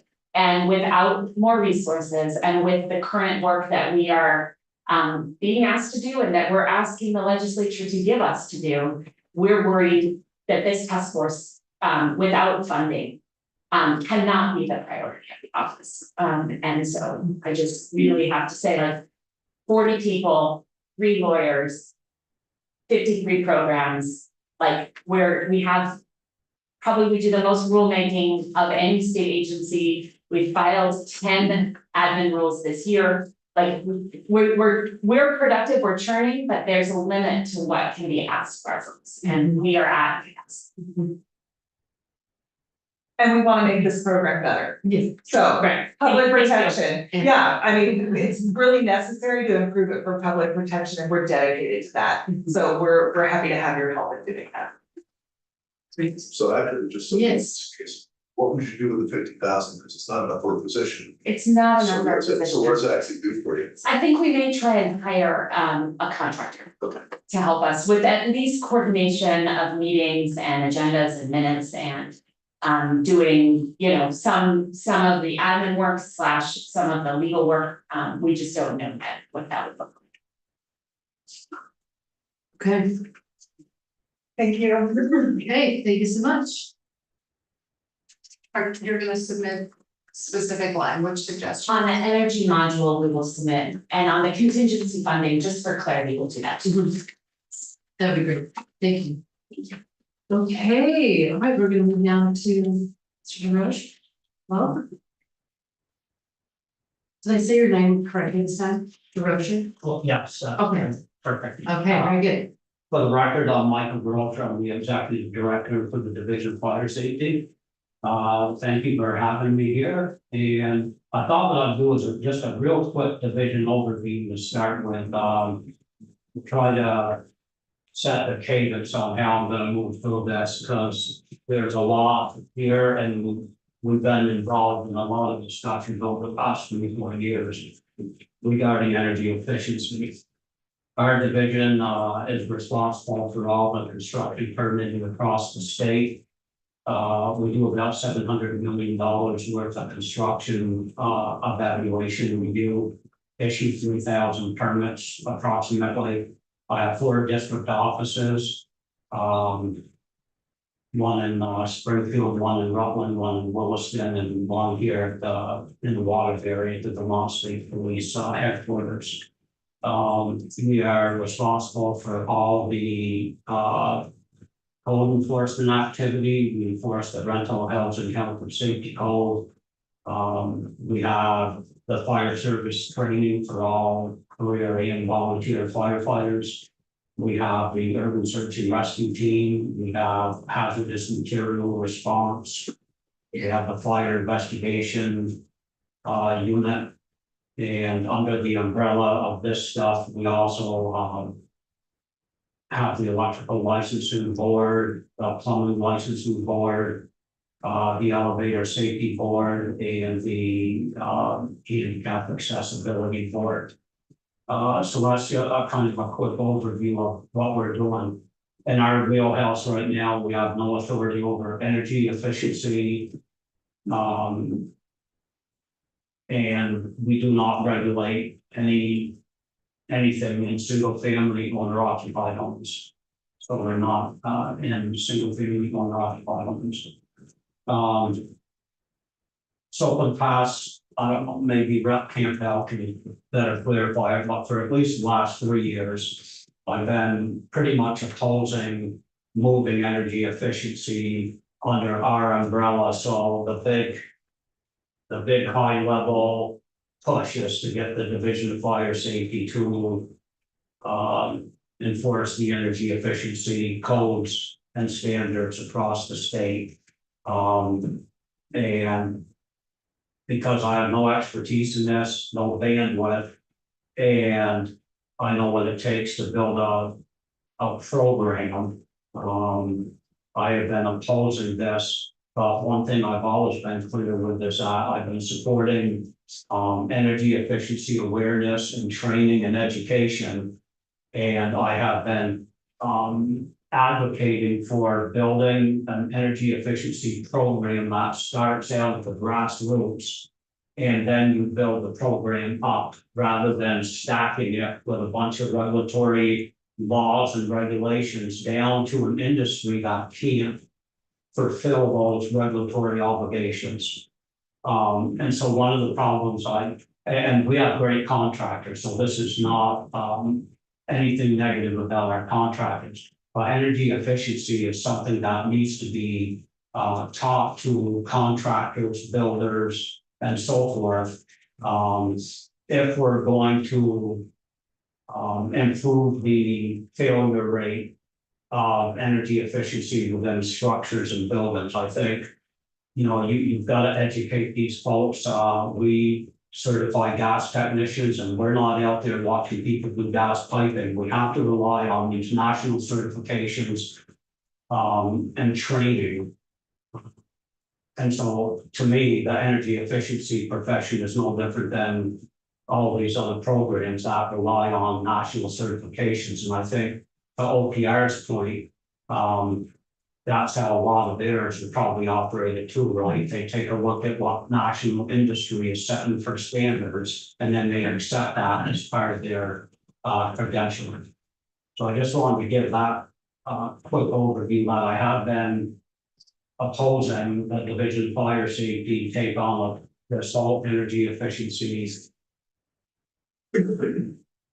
forward. So I thought what I'd do, I looked at the red line version, and so on page 17, section 2, the adoption of the residential building code. Real briefly, we have a building code that we adopt for 3 units and up. That's called the national building code.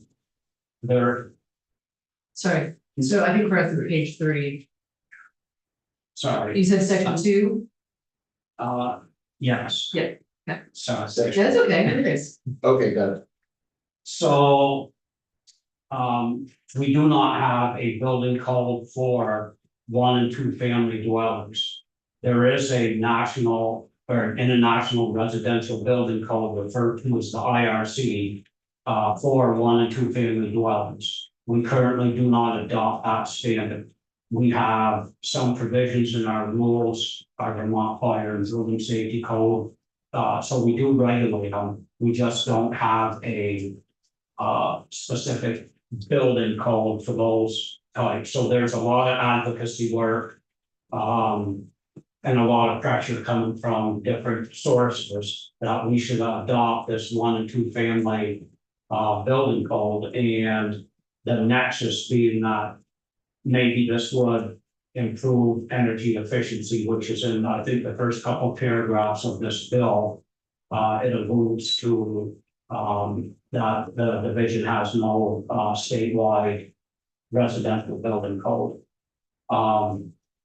Just for transparency, if we adopted the IRC, we would delete the whole entire chapter on energy efficiency out of that IRC because it conflicts with the energy efficiency rules and standards adopted by public service.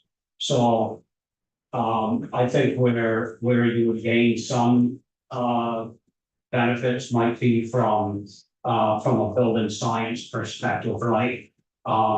But there are, I'm gonna get to this, I do support doing this assessment and providing the report by January 15th of 2027 in this section. We are working on it currently now, and believe it or not, we've been working on it for about a year. But I will have a recommendation as to if we did adopt it, this is what that standard would look like. And this is how we would do it. But there's a lot to it. What's the impact on affordability? There, you know, who's a design professional for 1 and 2 family dwellings? Is it an architect? Right now, an architect is a design professional in the code world. So anyways, I support this, gonna work on it as best I can. You've heard some discussions about this energy efficiency module. Going back real quick to 2020.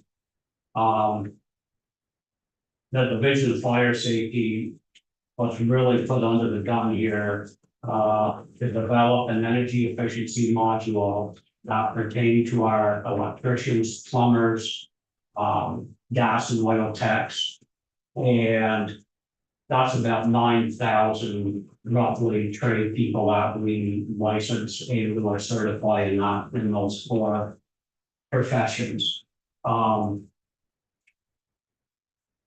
We had to mesh this new curriculum for this module into all the continuing ed programs that belong under our umbrella. That was about 125 continuing ed providers that had to incorporate this education module into their continuing ed program, so that we were not going to hold up the issuance of license renewals to all these trade professions.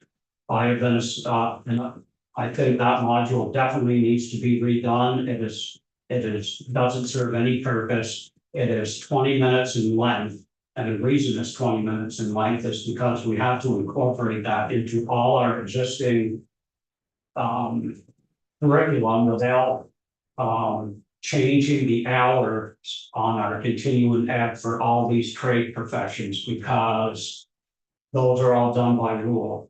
So electrical rules, plumbing rules, and our fire prevention rules all dictate what those continuing ed hours are. We would have to change all those rules to incorporate this extra education module into that program.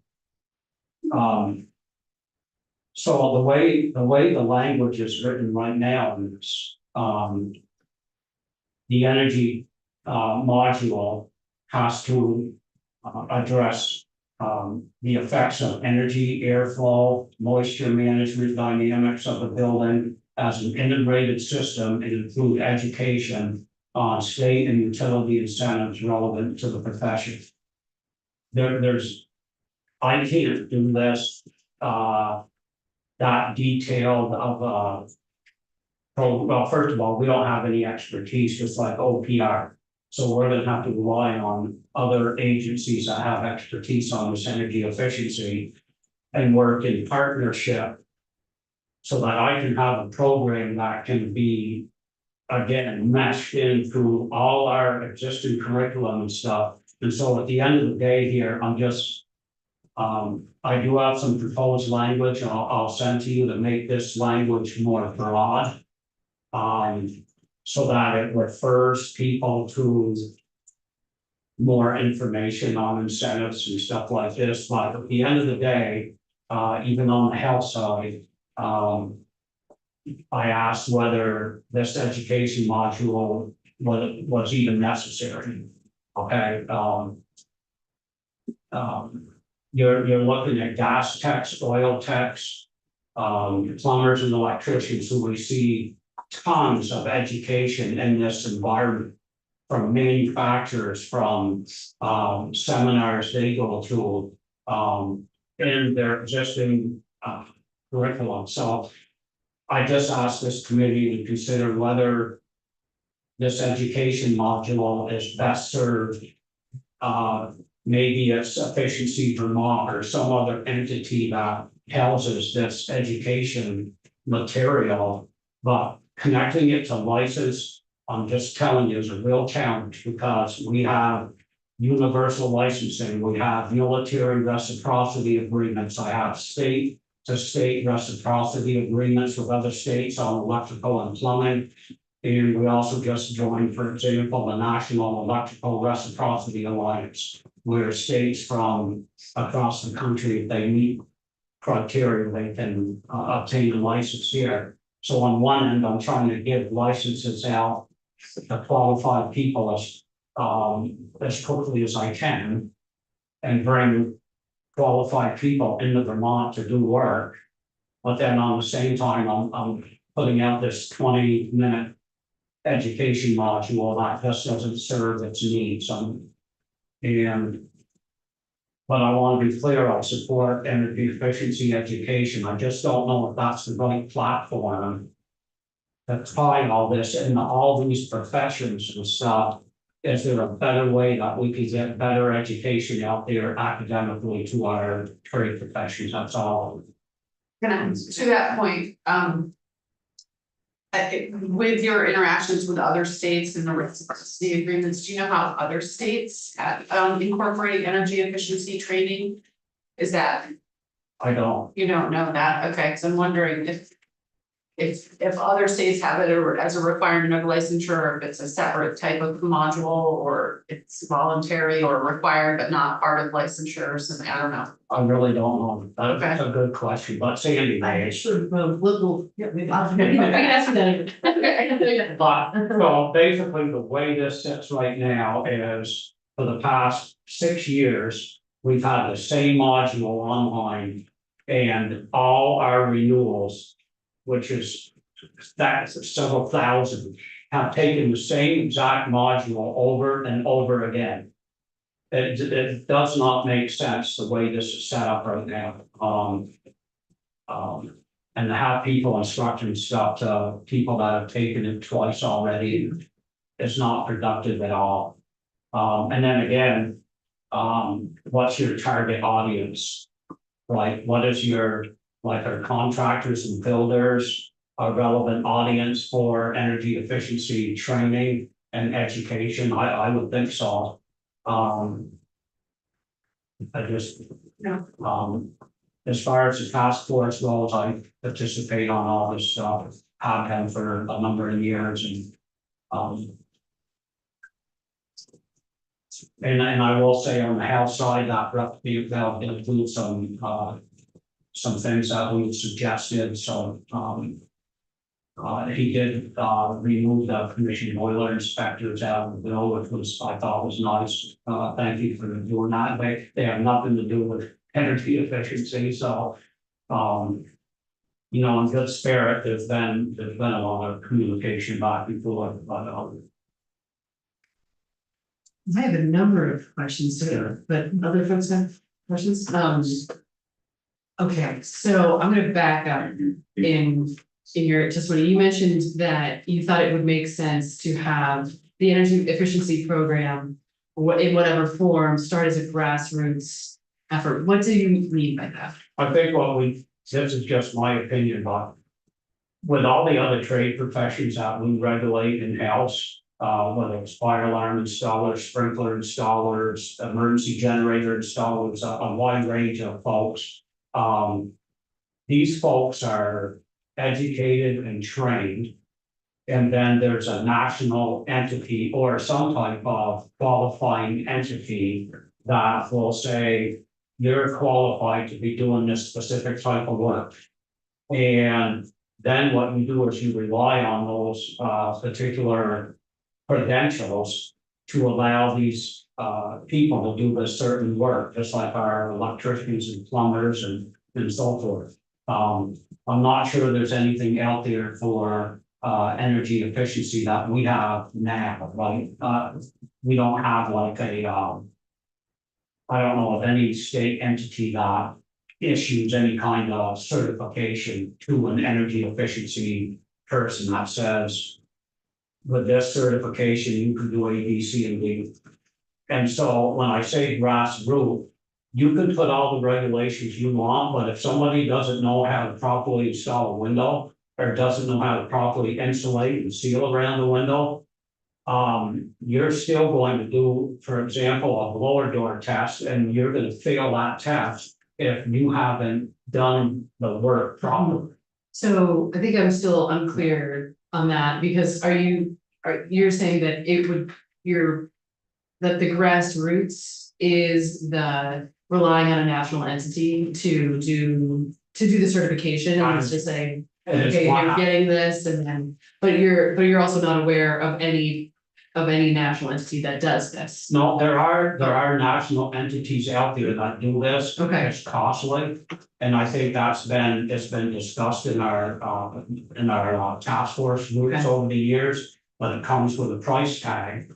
And, you know, if you're looking for recommendations, I think there's enough smart people here in Vermont in the energy efficiency landscape where a program could be designed and make it voluntary and somehow with some type of incentive to get these contractors to want to learn and then receive some type of credentialing.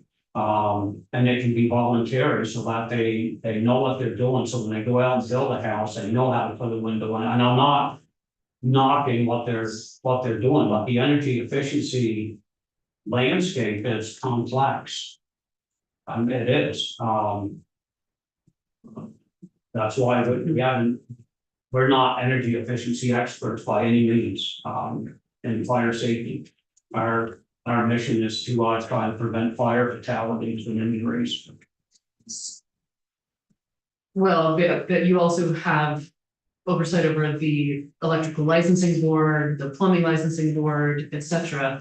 And so, I mean, I'll just say, like, from the outset, it seems logical that it would be that your, shop would be the place for this to land. But I hear you that, like, you have no expertise or bandwidth, but when I hear that, I hear dollar signs. Which is that, with funding, you could have the expertise and you could have the bandwidth. And so I'm wondering, and you're also saying, like, what it takes to stand up the program. Do you have, like, if we were to say, we would like you to do this, do you have a dollar figure in mind? Could you describe what that would look like? To stand up a program? Back a number of years ago, I put a rough draft together, not knowing what I know now, because over the past 3 years, working with everybody, I've learned quite a bit. You're in the several $1 million, and you're talking about, and again, building that program without having the base level people that can do it. That's what my opposition has been, is that if you have people that can do the work and so forth, and then you wanna build a program and you can say, oh, hey, I've got all these contractors out here that can do this. That's a lot easier than trying to do this, pouring millions of dollars into a program where people don't have the training and the credentialing to do it.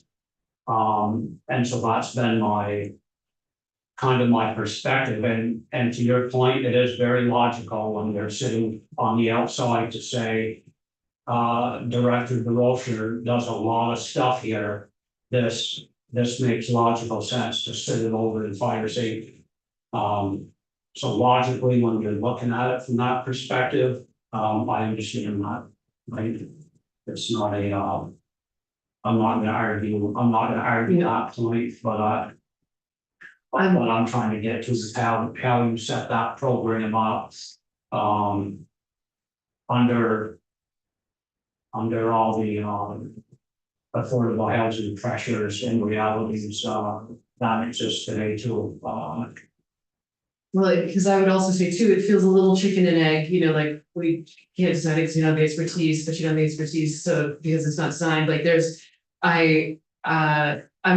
And again, I'm not suggesting that we actually do this, but I'm trying to, you know, problem solve out loud, I suppose. But thinking about what if you had a position specifically dedicated to this to help design this program, and I'm thinking now about the animal cruelty a position that we created. There was no that like animal cruelty had, I'm using this just as an analogy, there's been a lot of problems with it, and there was sort of this circling of like whose responsibility is it, and no one really owned it, and then we ended up saying, okay, we're just gonna create a position and they're gonna be responsible for designing the structure, the system for addressing animal cruelty. And like knowing that we were starting from scratch with that as a topic, well, that's not totally true, but at least it identified where that topic needed to live. If for the like who, like what department was responsible for that. And so I guess I'm thinking about, again, spitballing here a little bit, but and happy to be wrong about all of this, but I'm wondering about that as a possibility to get a position to start designing the program, to say this is what it would take to flesh this out and sort of like we did with the animal cruelty. Couple things there. I think there's, with the creation of these task force over the past 3 years, I think the intent was and the messaging from the legislature was to do exactly what you're stipulating or leading to. And my opinion is because there's been so many stakeholders involved in that process. That has been, I don't think it's been pretty much, yes, idle, right? You come out with the recommendations and then the pressure of how can I fulfill these recommendations comes to reality. And then it's just 1 year after another, and before you know it, 4 years have gone by. But I would ask to go back to the original problem that we're trying to solve, and that is improving.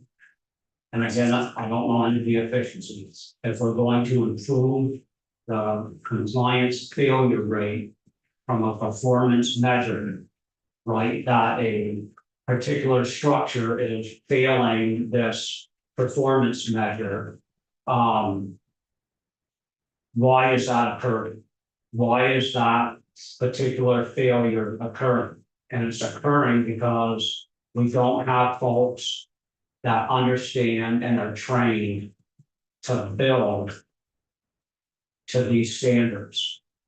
And that's what the problem is. So even if I hire somebody or I devote some of my staff resources to say, well, how do we build this program?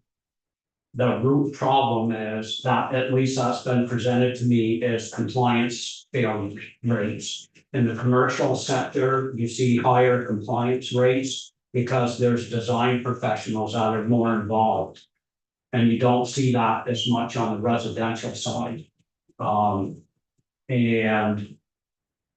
so I understand totally what you're saying. It is the way that I kind of work my every day is like, what's this problem? And how am I going to solve it?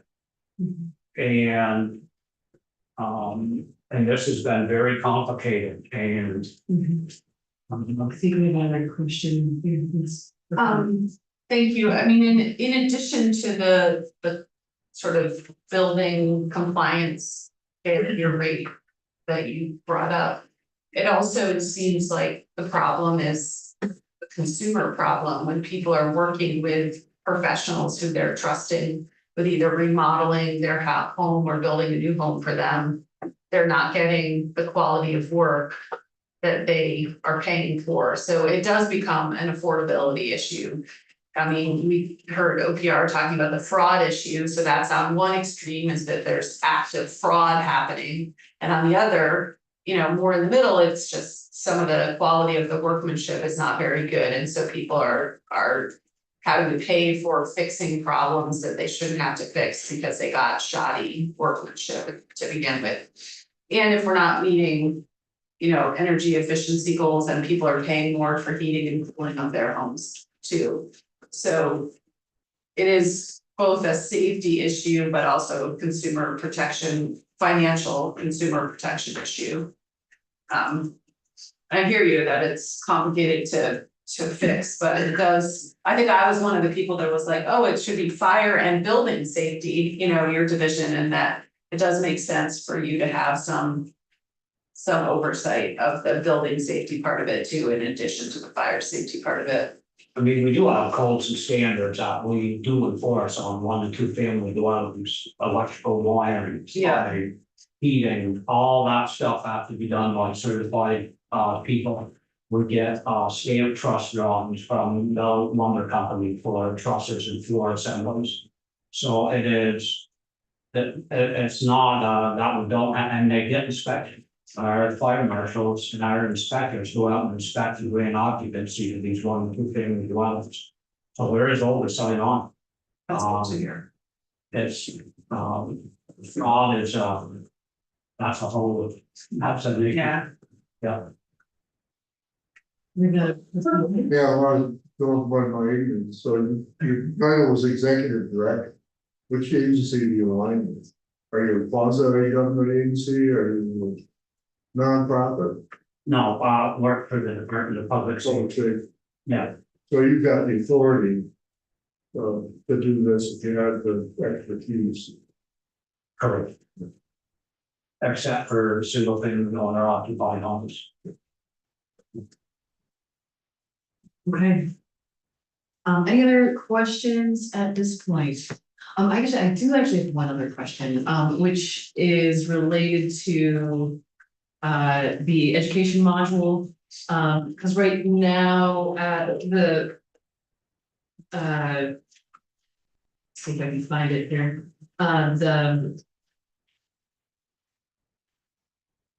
Really hard to find it. It's the language. Oh, there it is. So it's for us, it's the page 8, lines 17 through 20 about the updating, the consider recommendations around the stakeholders and update the modules as necessary. Right now, it's OPR that is doing that.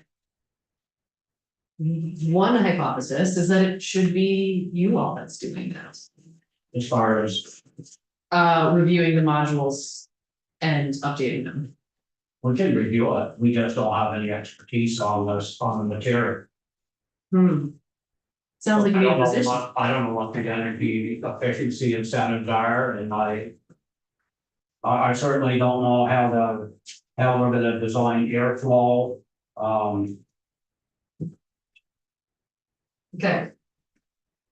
Can we hear from energy or efficiency Vermont, because it does seem like maybe that's their wheelhouse. Everyone else is saying this is not our wheelhouse, so maybe it's theirs. And I would agree with Matt Coda as far as the clarification on the timing Mhm. or implementation of the module. Okay. Great, any other questions? Okay, well, thank you so much. Oh, thank you. Yes, okay, and we're gonna move now to let's do, who is not previous on our list, but Mr. Brewer can be with us today. So yeah, go ahead and introduce yourself and Rick. Thank you very much. My name is Sandy Bitskun. I grew up in Montpelier, been practicing here my whole life. From the beginning, I've been a sustainable design fanatic. And I've also really specialized in working with home builders. And to the extent of teaching them, I help organize classes for builders. I also do small commercial work, so I can talk a little bit about CBs, which we haven't covered much today. How many minutes would you like it to take? Well, we're gonna adjourn, aiming to adjourn at 12, so about 20 minutes. I will be as brief as I can. I thought I would only have 5. Oh, okay. So, but now I'm trying to take in Andrew's comments as well for BBRA. I am a member of BBRA, so I can speak for them. Our number one goal for the home builders, and for me personally as an architect, has been to align with other states to help the building community be better at what they do. Builders, the number one thing they need is consistency for rules. When it changes, there's so much money involved, it's horrible. One case where a building fails and put a builder out of business. A good builder, by accident, could go out of business. It's a really big problem. And it could, one small effort, I can think of like 10 examples in my head right now, could make a family lose their family, all their savings. And there's a lot at play. So there is most definitely a fraud issue involved. I have heard many times people walking away without resolving the finance part. The huge part that I focus on is the competence issue. So the number one goal the BBRA has been advocating for 4 years now is to have a unified authority over anything to do with construction. And it needs to be efficient. Vermont is a small state. Our whole state is the size of many counties in the US, and actually the size of many cities in the US.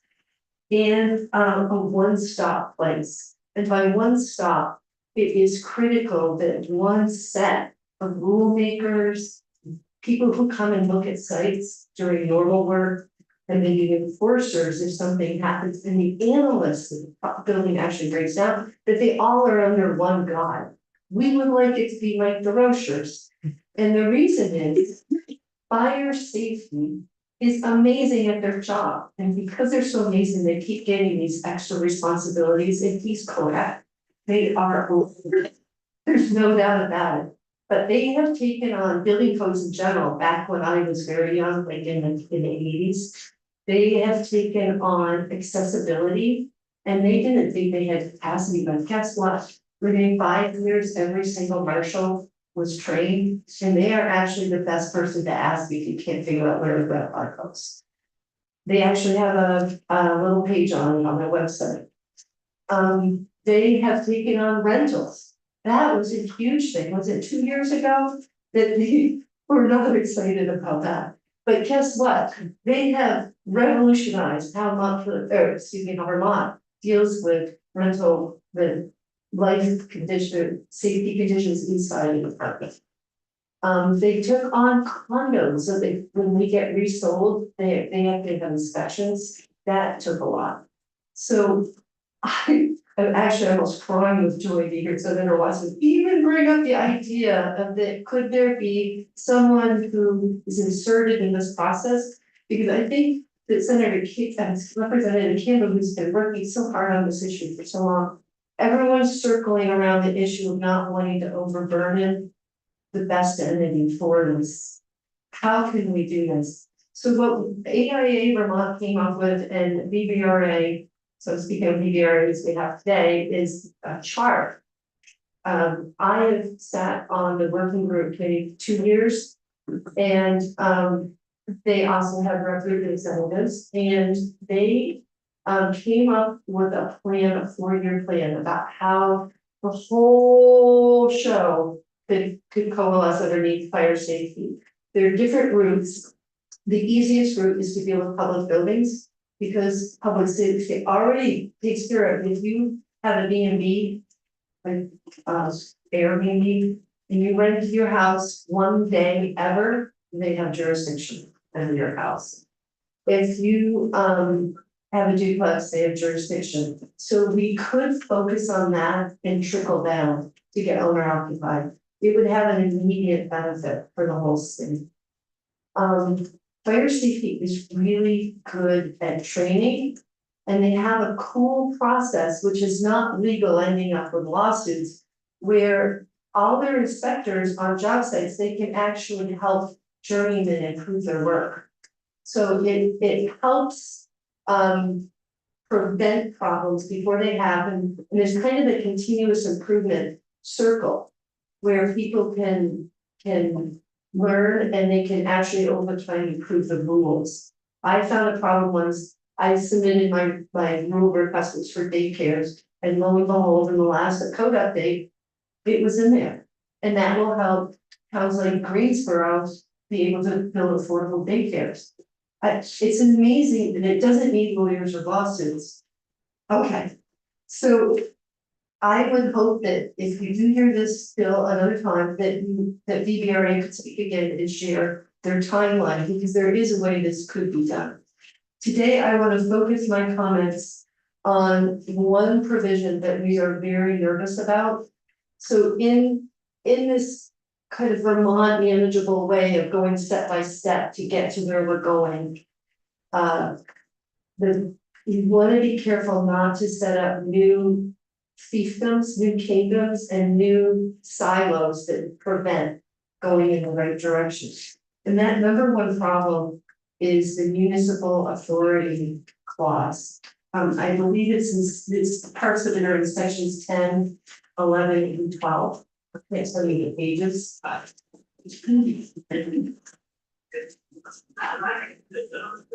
And bottom of page 14. Thank you so much. So there is a little sub provision in there that I need to talk about separately, but this is done with the best of intentions. We understand that. It's an idea of getting something going, because some towns have financial ability to get some kind of enforcement going soon. But it will be a disaster for the construction industry. We need consistency. I'm going to give you a quick example. I've been working on 3 buildings in Burlington. They are now 4 families, and they tried to add 2 families to each building. So they would be 6-unit buildings, totally under fire safety, but they have a memorandum of understanding with Burlington. So the inspector looking at this project is in Burlington. We had our first meeting with her, and she said the entire building needs to be sprinkled. That's about $60,000. So it's like way over, probably hitting 240,000 with all of the other changes. Starts to make that project unaffordable. In the building codes, I can just ask one of my friends at the Center of Fire Safety, and they can answer whether she's correct or not. Or if she actually makes a decision, we could appeal it up.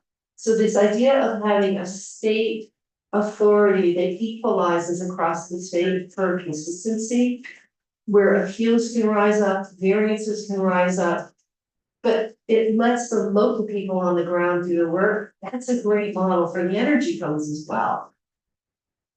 I wouldn't have that option if Burlington had its own building code department.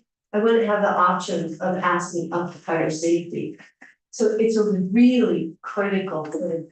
And it's especially if that already started to be built without sprinklers, and then the sprinkler, where you have to actually tear work out. That's crazy.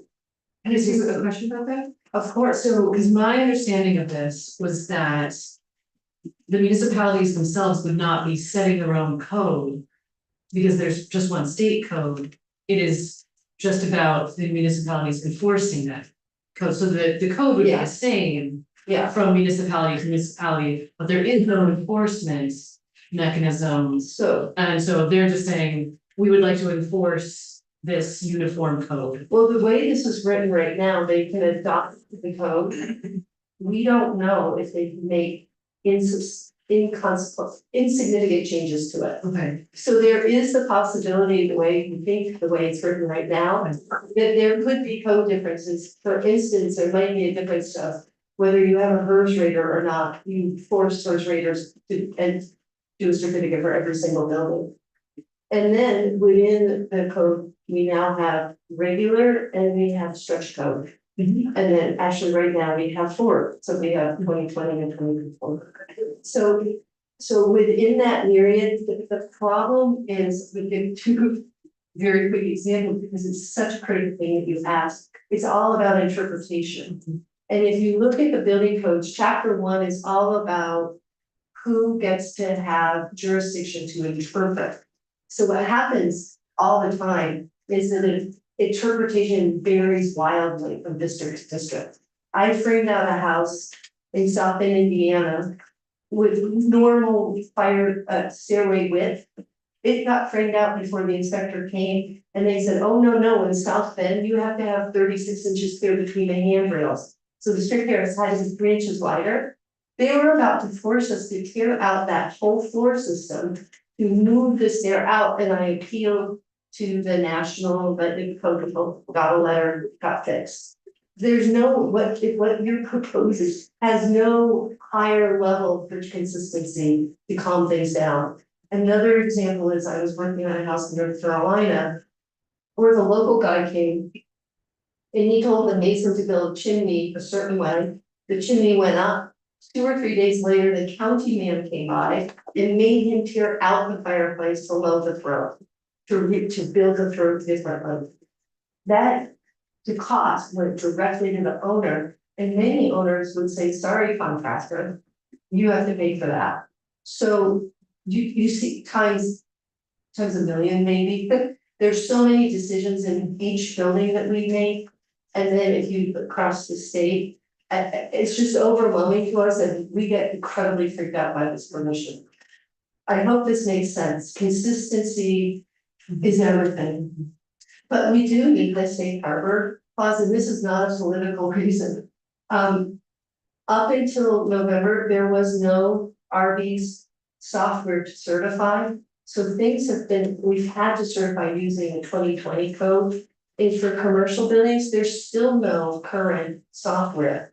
AIA Vermont has directed members to certify the 2020. We have to certify the 2020. And anything that was built last fall is getting built right now. So this statute, the problem won't be fixed until July, but buildings are starting construction right now, and if there were ever a lawsuit, it would be the trigger would be the day of construction. And so there's a huge problem right now that we have had to certify using old software because the new software was not available. That is why we're asking for the safe harbor. It was a shortcoming that we couldn't get the software before the code became effective. So can I ask you more about that? So is there software now for the 2024 For RVs. for RVs, but not for CVs? Correct. But the problem is that only became available after most houses for the spring were designed and priced. So it could be certified now, but it turns out that if something has to be changed, that turns into a price problem. Like, who pays for that? Does the architect pay for it? Does the contractor pay for it? Does the builder pay for it? It's a serious kind of in the weeds problem, which is why the safe harbor is asked for. Just to make it legally clear, because the other thing is lawsuits could come up 10 or 15 years from now, because there's no statute or proposed. It would help to have this language just to avoid a long drawn out lawsuit. All right, so to answer questions from before. Yeah, Oh, sorry, yeah. I, just to say it out loud, I have a lot of hesitations about the safe harbor provision. Okay. And I'm wondering, because there's no statute proposed, if we were to do that instead, if that would satisfy. Well, statute pros would be wonderful, and, I think that would help. So that would narrow it down to lawsuits and confrontations that happen for the next whatever years. So that would definitely help. Okay. That was kind of early, a little negotiation there, so Okay. I, in my little position, don't know if I could say yes. No, I understand, I'm just I trying think to. that's really brilliant, it's so good, wow, okay, yeah. And I'm not saying that that's a good idea, I'm just thinking out loud again. So I'm gonna turn this into my closing remarks to answer the question about how is this done, the training for efficiency in other states, and also the question for these special certifications. Can answer both, so emailing like crazy to make sure I give you factual answers. So in most other states, the energy code is simply one of the building codes. There's no separation. Because and I always want to give public service credit for stepping in when there was a severe problem, they stepped in. But it doesn't fit in their wheelhouse, just like competence does not fit in the Secretary of State's wheelhouse. So what happens in every other state that I'm aware of is you just get your builders and all of the trades and all of the design professions, we just get continuing ed. And it's just one of the options for that year. And we just manage it ourselves. It's that simple. It's a non-issue. In Connecticut, they just went to the 2021 codes. In their state, all of the contractors get trained before the code goes into effect. Can you imagine such a thing? So the day it goes into effect, all the software is ready, everyone's been trained, everyone's taken a test. Boom. Applying for a project, it's just one little paragraph or its own page in a construction set. It's all part of one picture. And that's why Vermont is so very strange right now. The question about special certifications, to my knowledge, they are mostly voluntary things that homeowners do to improve the value of their home. There's one state that recognizes, according to the information I have, one state, which is Nevada, that recognizes special certifications as part of their licensure program. So thank you for your time. I hope I've answered. There's a lot more here, but I think it's more important to stick to your schedule. Hopefully you will let PBRA speak again sometime. Well, I think we'll need to take a little bit more testimony on this, so. We really hope this bill passes this year, right through signature from the governor. We want to help you. Super. All right, well, thank you so much. Thank you. Yes. Just thinking out loud here, I don't know if there's anything we need to be talking about. We did figure out some agenda items for tomorrow, so tomorrow we will be hearing from Matt Chapman on the bottle bill. I haven't gotten a preview on that, but excited to hear what he has to say.